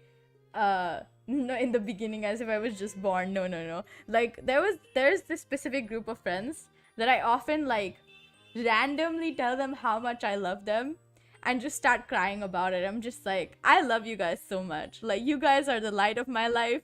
You guys make my life better. I do that to most of my friends, and they're okay with it because they understand I randomly start thinking about how nice it is to have friends and how much I love them. I feel like I've done that to Hex so many times that she's almost gotten used to it, and she just doesn't even ask questions anymore. She's just like, okay, I accept all of your love. Now have mine, you know? And it's just so funny. But there was this one time that I remember that I started texting, like I was like in my group chat, and I was just like, I love you guys so much. You guys make my life better. Like, I'm so glad I'm friends with all of you people. XYZ, yada yada. And it was like, it went on for like a good 5 minutes. Like, people reading it were just like, we gotta scroll and scroll and scroll. And there were like 4 different people who replied to me just like, Mew, you're so nice. I hope you know that. And I was just like, I'm crying. You guys don't understand. Stop being so nice to me. I'm crying. And they were like, but why would we stop being nice to you? And it was just like a whole like exchange of me just being like, I love you people so much, and they were just like, we love you too. And I was just like, don't say that, I'm gonna cry, because I'm so happy about it. And they were just like, no, don't cry, we love you so much. And I would just be like, no, stop being nice to me. And then it would at some point lead to one of my friends going like, actually quite a few of my friends going like, you inspire me so much, I really think you're so good. And like, I'd just be like, oh my gosh, I'm blushing because I didn't think that anybody looked up to me like that. But I always feel like that, like I always feel like, oh, people don't really look up to me, or people don't really think I'm like inspiring or whatever. It's not like it's necessary, but whenever people say it, I get really surprised, and I'm like, oh my gosh, what do you mean I inspire you, or I'm like your like a really supportive friend and whatever. And I'm like, yikes. I didn't realize this was something that could happen. Every single time. I think it's happened like multiple times now where I was just like, I'm so surprised you guys said that. What the heck? I'm slowly starting to get used to it, which is a good thing, because I don't want to be surprised like about this. Like, I don't want to be that I was gonna say insecure, but I'm not really insecure. I'm more like just astonished. Sometimes I can't believe that I have such good friends, you know? Friends who really care and understand me. It's very, very regarding. Like, it's very, very good for me. Like, mentally, to know that my friends care about me. But yeah. I was literally just talking to Sterling yesterday, and it was literally about something that I was working on, and I was like, yeah, stop. No, it's not like stop complimenting me. It's weird. Stop complimenting me. I'm not used to it. That's what it is. I get really like, I don't get like, I don't really get like, oh, I don't compliment me because I don't like compliments or anything. I'm just like, I'm so flustered that you guys are complimenting me. Like, blushing, squealing, my face is red, covered in like I'm just like, I'm hiding my face because I'm just like, oh my gosh. Like, happiness, you know? My friends are great. Back to what I was talking about Sterling. I was literally talking to her yesterday, and it was about music, right? We were talking about this thing that I was doing. Yeah. Like, it's weird. Yeah, I completely get what you mean. Bax, you are making so much sense right now. And we were talking about this thing that I was working on, and I was just like, I wrote a song after I finished talking to you, which is day before yesterday. I was talking to her, and then I wrote a song, and then I sent her that song, and she was like, it's a nice song. And I was like, I'm glad that you like it. At some point, I'm gonna be like, do you want to produce it with me? And she's gonna be like, that's sure. Because that's basically what happened with Welcome to the Universe. Like, she was just like, okay, sure. She's so cool and lovely. I love her so much. And then yesterday she was saying something about, like, she's saying something about Mew's yandere era, and I was just like, I was always a yandere. I just hide it well. And she's just like, oh, whoa. Like, huh? When did this happen? And I was like, she knows about it. I've said that so many times to her, but she acts like this is the first time I've said it every single time, and I love that so much for us. Can't wait to see her soon. I'm so happy that I meet so many cool and awesome and amazing people. Like, I know I say it, and I tell them too. Like, I tell them whenever I can, and I'm just like, I'm so blessed and I'm so thankful that I meet so many cool people who just inspire me and support me and just are amazing all around, super talented, super hardworking, just super cool, right? And I just say that, and they do the same thing sometimes that I do, and they're just like, what's going on? But like, a lot of my friends are like, please praise me more. I love praise. I'm like that with attention, where I'll just go to few of my friends and just be like, give me attention. I want attention. And they'll just give me attention, and it's like the best thing ever. But yeah, most of my friends are super cool. I don't have friends that are uncool, actually. For real, for real. I don't make friends with uncool people. That's a lie. It's not about being cool or not. It's just about being a good friend. But it just it's just a plus point that they're all super cool, super talented, super hardworking, super smart and amazing people. Like, one of my friends is she works with insects. She's so cool in such a weird way. Like, I'm just all constantly in awe of her because she's so cool. I love all of my friends. They're great. I love them. I talk about my friends a lot. I made you crave pizza. I'm so sorry, but you should eat some, you know? You should eat some pizza. I can't eat it, so please eat it for me. And then send me pictures so I can at least live through you. Good job. Yay, I get pictures of pizza. I can't eat it, but I sure can see other people eat it that are my friends, because I'm happy they're getting pizza. Pizza is one of my favorite foods. Like, there was this one time where I celebrated my birthday in a Pizza Hut.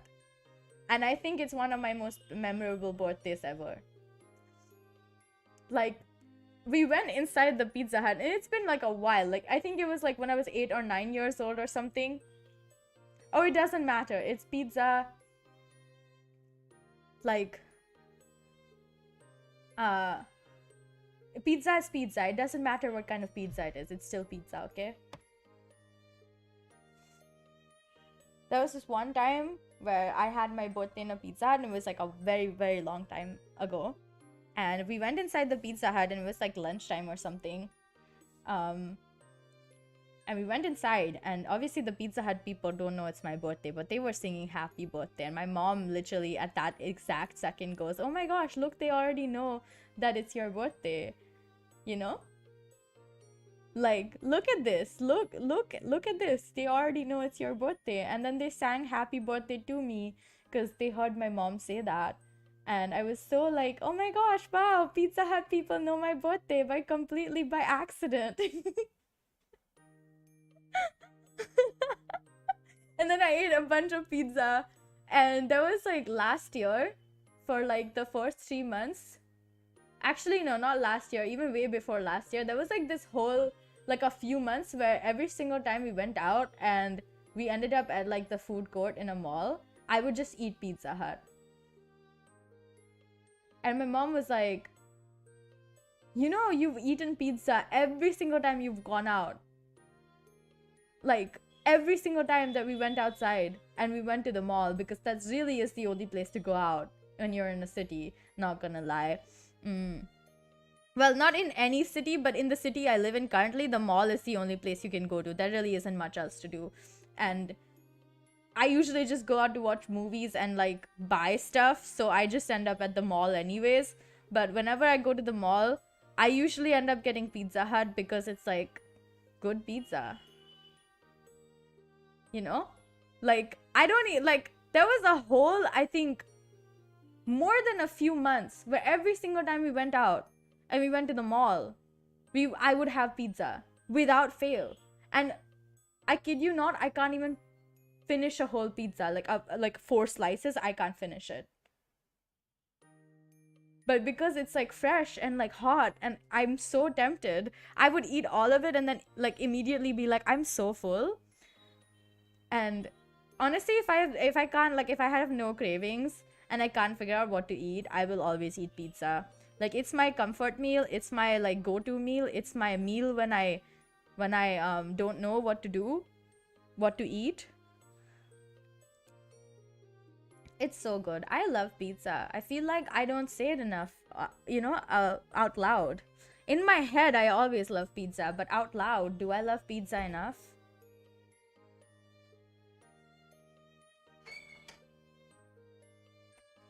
You know? Do you guys get it? Like, I don't think in my head I love pizza enough. No, wait, out loud. Out loud, I don't love pizza enough. Like, I don't say I love pizza out loud as much as I say it in my head. Like, it's one of the few meals that my sister and me agree on to order, because we're always craving like different things. So like, she'll be like, I want pasta, and I'll be like, I want Chinese. And then we'll be like, since we can't agree on anything, let's just buy pizza. Because we both don't eat a lot, so end up having to share anyways. Like, especially me. If I'm getting pizza and garlic bread, I will have 2 slices of the pizza and then like 2 pieces of the garlic bread, and then just leave the rest for my sister, and then she'll eat it at some point. But I will just not be able to eat the whole thing. There was a time when I could. Now it's not the time anymore. There was this one specific thing that I used to do in Malaysia when I got pizza, because the Pizza Hut there was really weird and their sauce was really freaking sweet, and so I would go and eat at Domino's instead. And Domino's had, like, I don't know why, but in Malaysia they had these like tiny garlic bread. Like, it was just 5 small tiny pieces, but because it was like less expensive and it was also less food, I would get it so that I wouldn't have to eat as much. Also because it low-key tasted better than the actual garlic bread that they had, and I really didn't understand what the heck that meant for Domino's, but at least like it was good. Sometimes I would get like a medium pizza and take it home and then just eat like 2 slices and then leave the rest in the fridge for next time. Whenever I eat food the next time, I would eat more pizza. So good. It was so good. Such a good day when I get pizza. I don't think I can explain it. Like, the one thing that I cook the most is pasta, but the one thing that I buy the most is pizza. Actually, I think I cook like noodle soup the most, actually. That is like genuinely the one thing that I will cook when I'm so lazy I don't want to cook anything. Pizza is so versatile. It's true. You can have vegetables on it if you want. You can have it with just cheese if you want. You can have it for lunch if you want. You can have it for breakfast if you want. You can have it for dinner anytime, any day. You can have it cold. You can have it hot. It's so easy. Exactly. If you get a salad next to it, it's a balanced meal. Come on. Like, can you blame me for loving it so much? Other than the hot bread and cheese part of it, like, it really is so good. If you have a salad next to it, if you have vegetables next to it, you can call it a balanced meal, no problem. I really love vegetables too. Like, a lot. I like trying new vegetables. I like trying new food in general, but like, vegetables are so good. I love vegetables. X is just appearing and disappearing off my head. Are you okay, hun? Are you okay? Oh my gosh. That is so funny.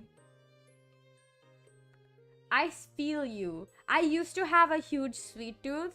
When I was really young, I used to eat a lot of chocolate and anything I could get my hands on that was sweet. That was like a point in my life where I was eating just straight up sugar. Like, I would get a bowl, I would pour sugar in it, I would get a spoon, and I would eat the sugar like that. Straight sugar. No stopping. I did that for a very long time actually. But I stopped eating chocolate after my dentist scared me so hard that I just couldn't fathom having sweet stuff. I mean, I honestly can't handle sweet food that well anymore. I used to be able to eat a lot of dessert and shit when I was younger, but like now I can get in 2 bites, 3 bites if it's really sweet, 2 bites. If it's like not that sweet, then probably like I could go 4 or 5, but like by the half of it, I'm gonna stop because it's just too much for me. And I'm gonna like, I will throw up if I eat too much of it. Like it was my birthday a few days ago, right? And my mom and my sister got me 2 cakes and a box of macarons, and the worst part was that all of the food, all of the dessert was so sweet. And I mean like so gosh darn sweet that even my sister was like, it's so sweet. And my sister is the one person in my family that eats sweet food like it's water.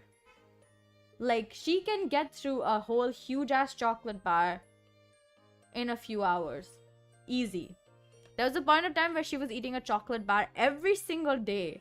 She would buy it on the way home from school, and then she would eat it. And then she would come back home and sometimes get a second bar to eat. And I was just like, there's something wrong with you. You're gonna lose your teeth like this.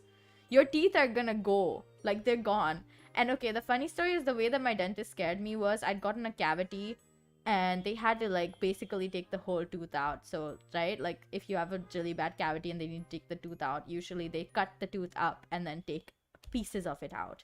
And she told me if I kept eating sweet things and chocolate and stuff, I was gonna lose all of my teeth that day. That they were gonna have to cut up all of my teeth and take them out, and I wouldn't grow any new ones because, you know, I would have no more teeth left to grow.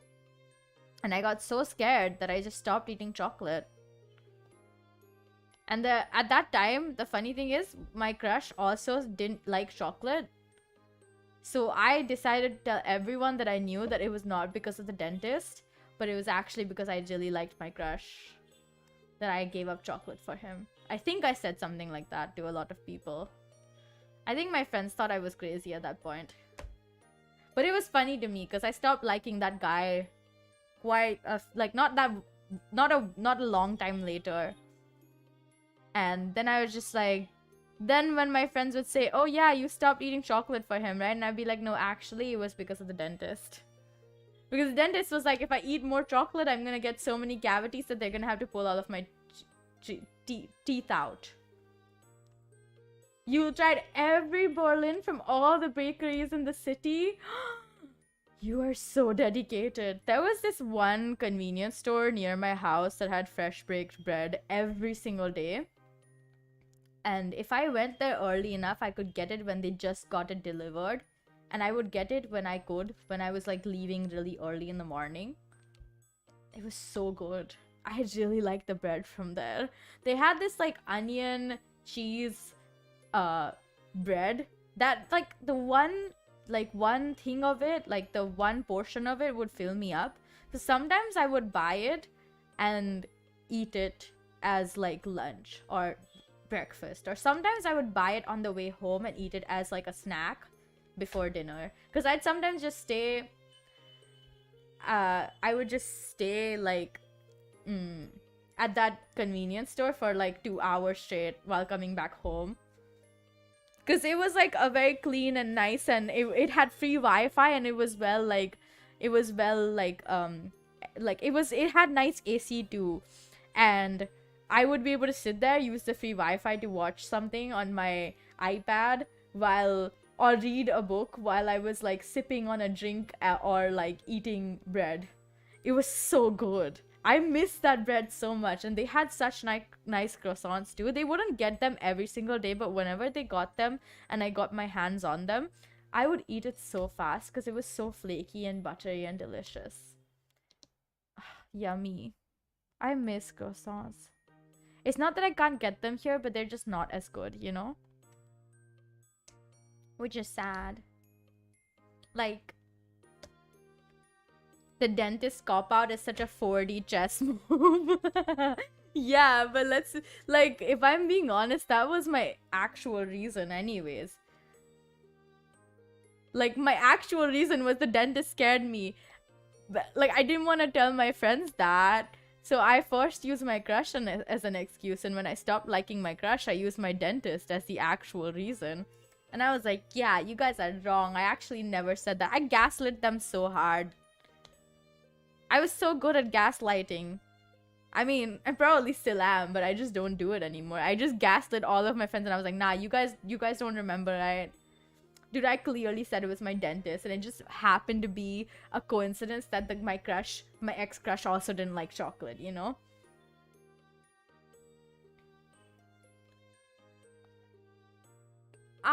Hey Mew, could you do me a favor? I have to accomplish this goal of mine, which would take some time, and I might not even be able to join the stream. So could you give me a little hope-filled speech? You know, I can totally do that for you. So, here you go. Listen carefully. Crown, you should believe in yourself, because you can totally do it. Because, yeah, you're good at whatever you're doing, and believe in yourself, and I believe in you, and you're gonna finish it so fast, and it's completely okay that you can't join the stream. Like, it's chill. Don't let it get in your way. Finish what you need to, and and conquer the world. No, that's my goal. So conquer your goals. I shall conquer the world. Good job, me. That was a good speech. That was actually a pretty terrible speech, but I hope that helped you as much as I could. I have no idea what you're doing, but I hope you accomplish it, because you surely can do it. You know? I'm getting more and more hungry. I really am getting very hungry. I can't stop thinking about pizza, but I can only really have yogurt and bananas. I've only had so much yogurt for the past 2 days. Oh my gosh. Like, I had yogurt yesterday morning, yesterday in the evening, for lunch as well, then today morning, today for lunch, and I'm gonna have it again, like as like a little drink in a little bit. But I think it'll be after I have bananas. Banana. Kind of want to watch the Minions just because I said bananas like 4 times. I haven't watched any, like, I watched the Minion movie that came out last year with a few of my friends. I mean, it was not a movie that you want to watch with friends, not gonna lie, because it was kind of boring. But I still had fun because I was with my friends. But then me and like my friend went back home because we were staying in the same flat, and I immediately went like, god dang, that was a boring movie. And she was like, yeah, I don't think I like watching movies, because she told me she doesn't like watching movies. But I was like, I really want to go with someone. I've gone to every single movie this like past few months alone, because I like going to movies alone, but sometimes it gets kind of annoying and you want to go with someone else so you can like chit chat while you're waiting for the movie to start, or even in the middle of the movie, because I'm like a commenter. I like talking in the middle of a movie. I give my reactions very loudly, like not loudly in the theater loud, but like I give it out loud. I am a reactioner. I like being vocal about my reactions. Like, I'll be like, oh my gosh, like he said that, he really said that. And there was this I think when I was watching, like, there was this movie that I watched that had nothing to do with BL, but when I was watching it, I was immediately like, dude, it's all BL. It's literally so BL coded. I can't believe it. And that was basically me during the whole film. But yeah, I like talking in the middle of movies because I feel like it makes it more fun. But I don't usually do it in the theater. Like, I'll be really soft. I'll just whisper to, like, whoever I'm next to. Especially if they're okay with it. Like, when me and my sister go out to watch a film, we end up talking through a lot of it. Like, not, like, having a random conversation in the middle of the movie, but it's, like, related to the movie. Right? and we're sitting next to each other and we're like talking about the movie while the movie's playing, while we're watching the movie. We're like, oh my gosh, this scene was so weird. And I'd be like, yeah, I'm sure like this person, like, oh, I'm sure like this person is gonna be the villain of the film, or like, oh, I'm sure this person is the murderer, or I'm sure this person is like planning something bad. And my sister does the same, but she's usually the type to just ask questions. She'll be like, I didn't understand what just happened, can you explain it? And I'll be like, okay. I don't know why I expect so much expectation out of my sister, but like she just really lets me know, like, she's here head empty, only here to eat popcorn.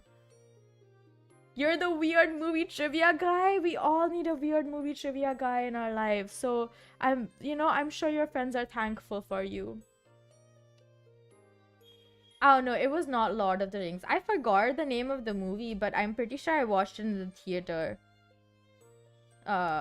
Last year while watching, I was watching the movie alone, but I couldn't help myself and I kept talking through most of the film, like, but to myself. I was just talking to myself at that point, and I was just like, oh my gosh, like that was just such a weird scene. Like, oh my gosh, they were like totally completely like, they were like so like that was so BL coded. Like they really wanted to queer bait everybody in this entire like whoever's gonna watch this film, XYZ, yada yada yada. I remember saying all of those things. I just don't remember which movie it was. I'm pretty sure it was not a movie that I enjoyed very much or was like I was really excited for, but just because I had like this thing, I still have this thing where I watch a movie once a month. Like I will go and watch a film, and so I kept doing that in Malaysia as well. And so I would usually end up going for movies alone, because like my time, like I didn't really know when I could go to a movie. I would just go when I could. So sometimes it would be at like 7 p.m. or something, like just after my classes had ended. I would take the metro to the nearest like mall and then just watch a movie. And if it was like near my, like, because there was a mall near my house, and if it was like a Sunday or a Saturday, I would go for like the morning show when the ticket prices were the cheapest, because obviously I gotta save money when I can.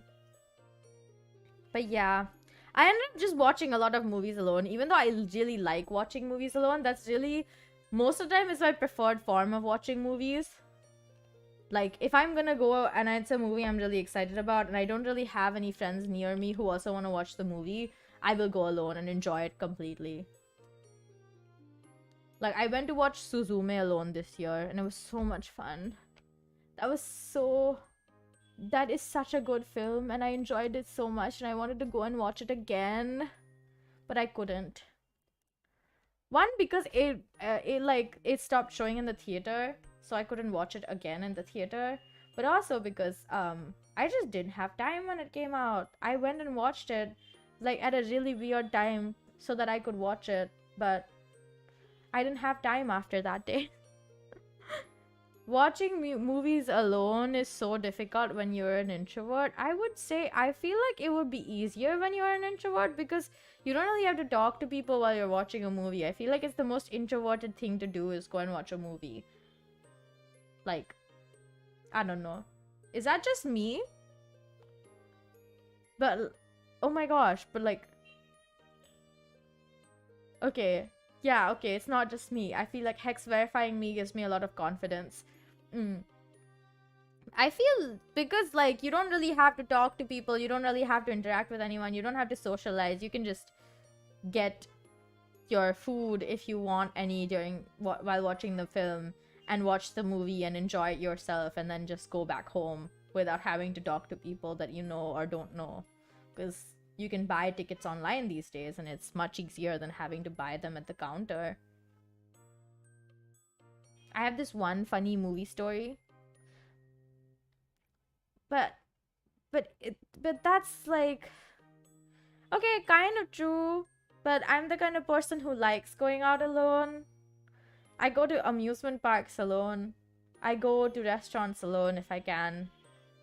I also like going to everywhere I can alone, but like, yeah, it's really different for everyone. It is awkward on some level, I guess. I can agree with that.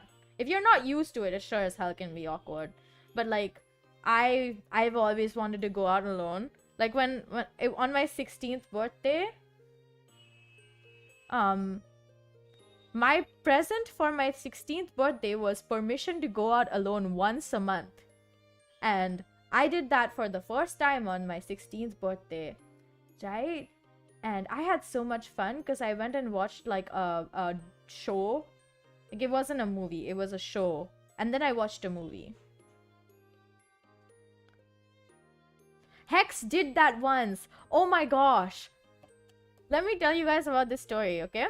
Hex, like a bunch of us friends have movie nights every once in a while. And we were gonna watch Belle.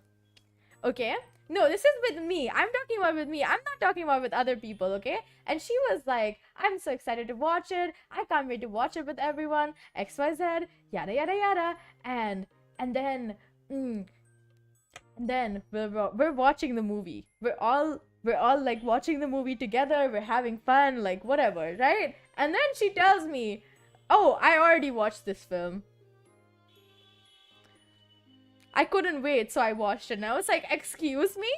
Like, I waited a whole extra week to watch it with everyone else, and you couldn't wait one extra day as well?" Like, I was so like, Hex, how could you do this to me? And then she was like, yeah, like she was like almost trying not to spoiler everything for us while we were watching the film. And she was like, but like, why do you, well, because we decided we were gonna watch it together. That's why you need to wait. It's much more fun when everyone waits. I felt like I was the only person who waited, and I was like, this is so mean of you guys. But no, it was still cute. We had so much fun watching Belle together. I should do a movie night with my friends soon. I miss doing movie nights with my friends. Because we haven't done one in a while, you know? I mean, yeah. But I thought everyone was watching it together for the first time, which is why I was like, why did you watch it by yourself? But then again, we never said that we were all watching it together for the first time, so I feel like it's fine. Yeah, most people were watching it for the first time. I know. Like, most of the people who were attending the movie night that day, because like, okay, all of my friends are currently living in different places than I am, so we end up doing more virtual stuff to spend time together, and movie night is one of those things. And because time zones exist and it's so weird for everyone, like you have to really coordinate really well, and I'd end up being the one. Okay, I volunteered to do all the coordination and make sure everyone knows what's happening and having fun and whatever. But like, I won't lie, sometimes it was such a headache that I was like, oh, I wish I didn't have to do this. I just want to sit and enjoy a film. There were a bunch of times that the other people were hosting it, so I didn't have to do any of the work. But like, for this particular film, we were gonna like, yeah, Hex was probably Hex was the only one who watched it before and then watched it again with all of us. But like, we had so much fun. It was such a good day. I think there was this one movie night where me and Hex watched 2 movies. One, like, we were like, I think we were watching a whole film with everyone else, and then basically everyone left, and I was the only one there, and Hex and me just watched another film, and it was like 4 in the morning for me, and it was like 7 or 8 a.m. for Hex. And she was like, okay, now I'm gonna go to sleep. And I was like, good for you, darling. And then, yeah, that was how the day ended. Usually we only watch one film, because it's like, one film is long enough, you know? One film is really long, but I really like watching movies with friends as well. I like watching movies alone in a theater, but I feel like if I'm gonna watch something like online at home, I wanna watch it with friends.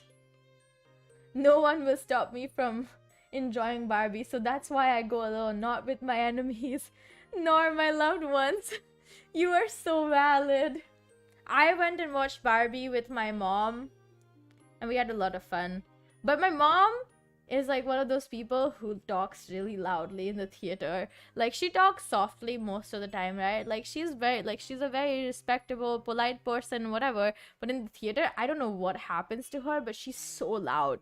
Like, literally 2 days ago, on my birthday, right? My plans were to go and watch we were gonna go and watch a movie after like really late at night, and then go out and have like food in the middle of the night after the movie, right? And me and my mom and my sister are in the theater, and she is so loud, and she's literally being so loud that I was low-key like that she's being louder than the people sitting next to me who were like talking very loudly throughout the whole film, which was really annoying, but I didn't care because I was having fun. So I was like, okay, whatever. My mom, I was like, 4 times I was like, Mom, can you please be softer? Like, you're being so loud. Like, it's okay if you want to say words, but like, please respect that this is a public space. It's so distracting to randomly hear you speak so loud. Like, basically everyone can hear what you're saying. And she was like, she normally goes to sleep if we're going for a late night show for a movie. But this time, she was like, I can't go to sleep. Not because it was my birthday, but because the movie was too good and wouldn't let her sleep. And I was like, yeah, that's good enough. I don't need you to not sleep because it's my birthday. Actually, you should sleep if it's my birthday. I'm not really big on my birthday. I'm okay with it. It's fun, but you know, no one has to do other special extra things for me. That's unnecessary. I'm happy if you're here with me, you know? But yeah. Oppenheimer, I also went and watched with my mom. Barbenheimer is where it's at. It totally is where it's at. Barbenheimer was great. I loved both films. They were really good. Oppenheimer was... Yeah! Oh my gosh. Hex watched Oppenheimer twice. The second time was to experience all the little details and the pretty sparkle stuff. The pretty physics stuff again. It was the best. She was telling me about it and I was just like, you're so cute. You're amazing. I love you. If I was gonna, I wanted to watch Barbie and Oppenheimer twice. But I didn't end up doing that because I was like, it really isn't worth it. I enjoyed both the films, but like, I didn't want to watch both of them again. Like, if I wanted to watch them, I was just like, I'm gonna wait until they come on... they come on a streaming service so that I can watch them again. I didn't want to go to the theater again. Christopher Nolan's films are really, really well directed. Like, you can see his vision. It really is executed quite nicely. You know, good for him. Good direction in a film really matters. Plus, like, the cinematography in general and the sound design and sound direction is also really good. I don't really care about the casting as much because I feel like it doesn't... Like, sometimes it doesn't make that much of a difference. But, like, his casting choices are also really well curated, you know? Christopher Nolan's casting director clearly knows what he's doing. And it's, like, nice to see that. We all love space here.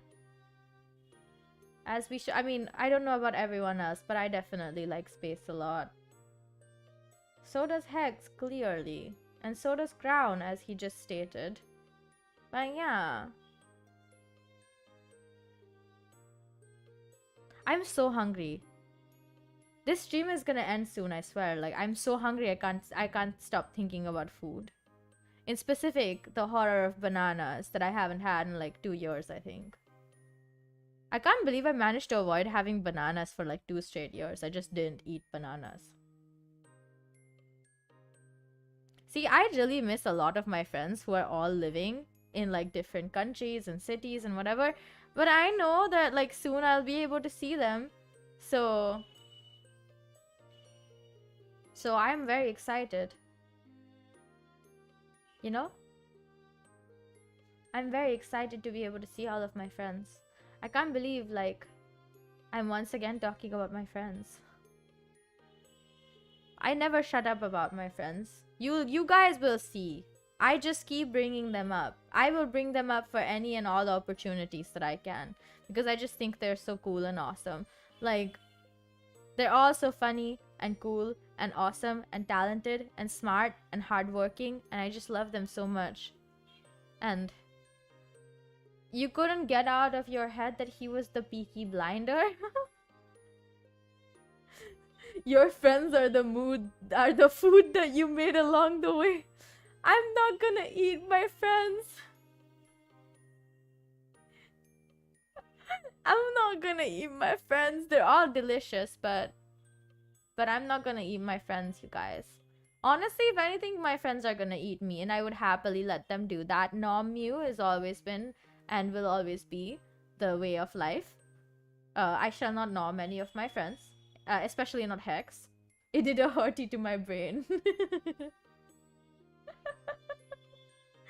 I probably will do a hurty to your brain.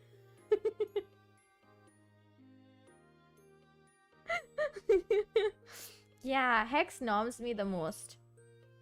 Like, it was a whole thing for a while. She made an emote of her nomming me. It's really cute. I love that emote so much. I don't think anyone else, like, okay, no, she uses it in our, like, normal friend server a lot. I don't think she's ever used it on the Universe server yet. Or maybe she has and I didn't notice because I'm so used to it that I low-key, like, I'm just like, it's everywhere. Hex noms me. I'm the nommed one. And she's the nommer. You did? When? Oh wait, I remember because I asked you to put it on the server emotes, and I was like, you should put it on the server emotes. It's such a good one. And then you were like, but like it's me, so why would I put it on this server emote? And I was like, but like you're nomming me, and that's why you should. I'm clearly the one being nommed. Yeah, it is still a sketch, but like whenever it gets finished, or if it never gets finished, it doesn't matter at all. We shall never have a nom Mew emote. Because Mew doesn't nom people. Well, I do nom people. But there are only like specific people that I nom, okay? It's like Mimi and Susu. They're the ones who get nommed. Because they're both so cute. You can't not nom them, you know? Especially Mimi. Mimi is one of my friends who's just the most adorable, cheerful, the cutest person I ever know. So good, adorable. I love Mimi so much. Mimi is the one I play with Apex with the most, other than Hex. I feel like if I could convince more of my friends to get into Apex who are like live in a time zone or have a PC that, like close to them, I would have more fun. But I have way too much fun playing Apex with Mimi and Hex. Like I really want to do it on a stream once, but that's gonna have to be scheduled because like again, time zones exist, which is the worst, okay? I hate time zones because even though they're like, if time zones didn't exist, we would still be living different lives because the sun rises up at different times for us. So time zones are good because at least I know what time it is for them. Like I have Hex's time zone on my phone as a second clock all the time. Like, it just stays there. But like I obviously know the conversion, so I don't really need it. I just do the conversion, I do the math. But like sometimes I'm like, I don't want to do the math. I just want to see what time it is, so I can be sure that she's awake, or like, or this is something this time I should avoid because it's like really late at night or really early in the morning, and I obviously it's weird to get a response at that point. Sometimes where it's like I will see her respond to me at like what is 2 a.m. for her, and I'll be like, why are you awake? Like it's not 2 a.m. for me, but it sure as hell is 2 a.m. for you. Why are you awake? And then she'll just be like, no comment. No, she tells me why she's awake, but you know, it's more like no comment than anything else. It's not like I'll tell her like, no, you have to go to sleep right now. Because that's not how friendships work, okay? I care about her. Bye-bye, Crown. I will hopefully see you in whenever you're done with your thing. Sleeping double standards are real. Yes, she does tell me I should sleep. When I should be asleep. But that's also because I sometimes have trouble sleeping. Like, very obviously have trouble sleeping. Like, not insomnia, just like I don't want to sleep. I just resist sleeping as much as possible. So I appreciate when she's like, huh, Mew, excuse you. Good night for you, darling. But so there's like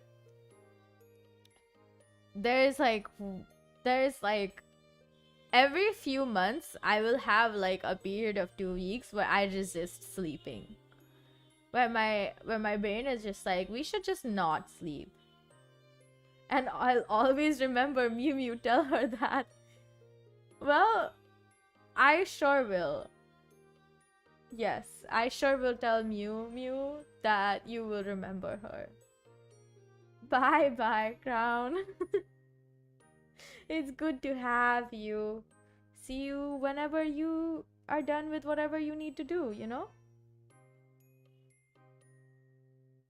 Remember her? I have no idea. I remember her for what? Like, I don't know.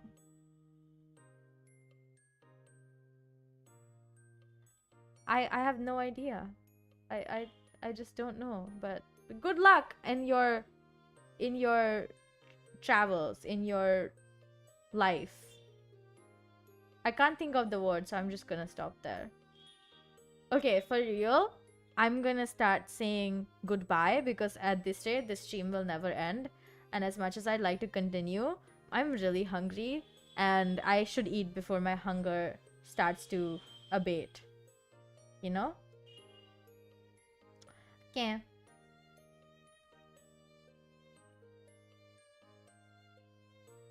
Dax, why typos?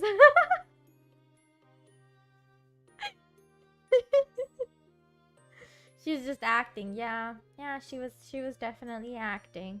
I believe Mew Mew shall live as much as possible. You know? Okay, for real. I shall start saying bye.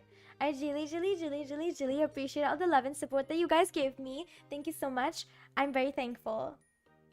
I'm very appreciated. Thank you for watching me write a BGM very unsuccessfully and then working on an old one, trying to finish it also kind of unsuccessfully, and then talking to me for like 2 hours straight. But yeah, I hope you guys enjoyed today because I definitely did.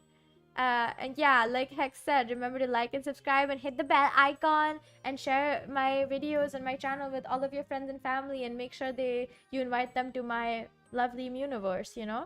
Because I sure as hell everyone's gonna have fun, hopefully. But yeah, I really appreciate all of you people. I hope you guys will have a great day after this. And bye-bye now! Mwah.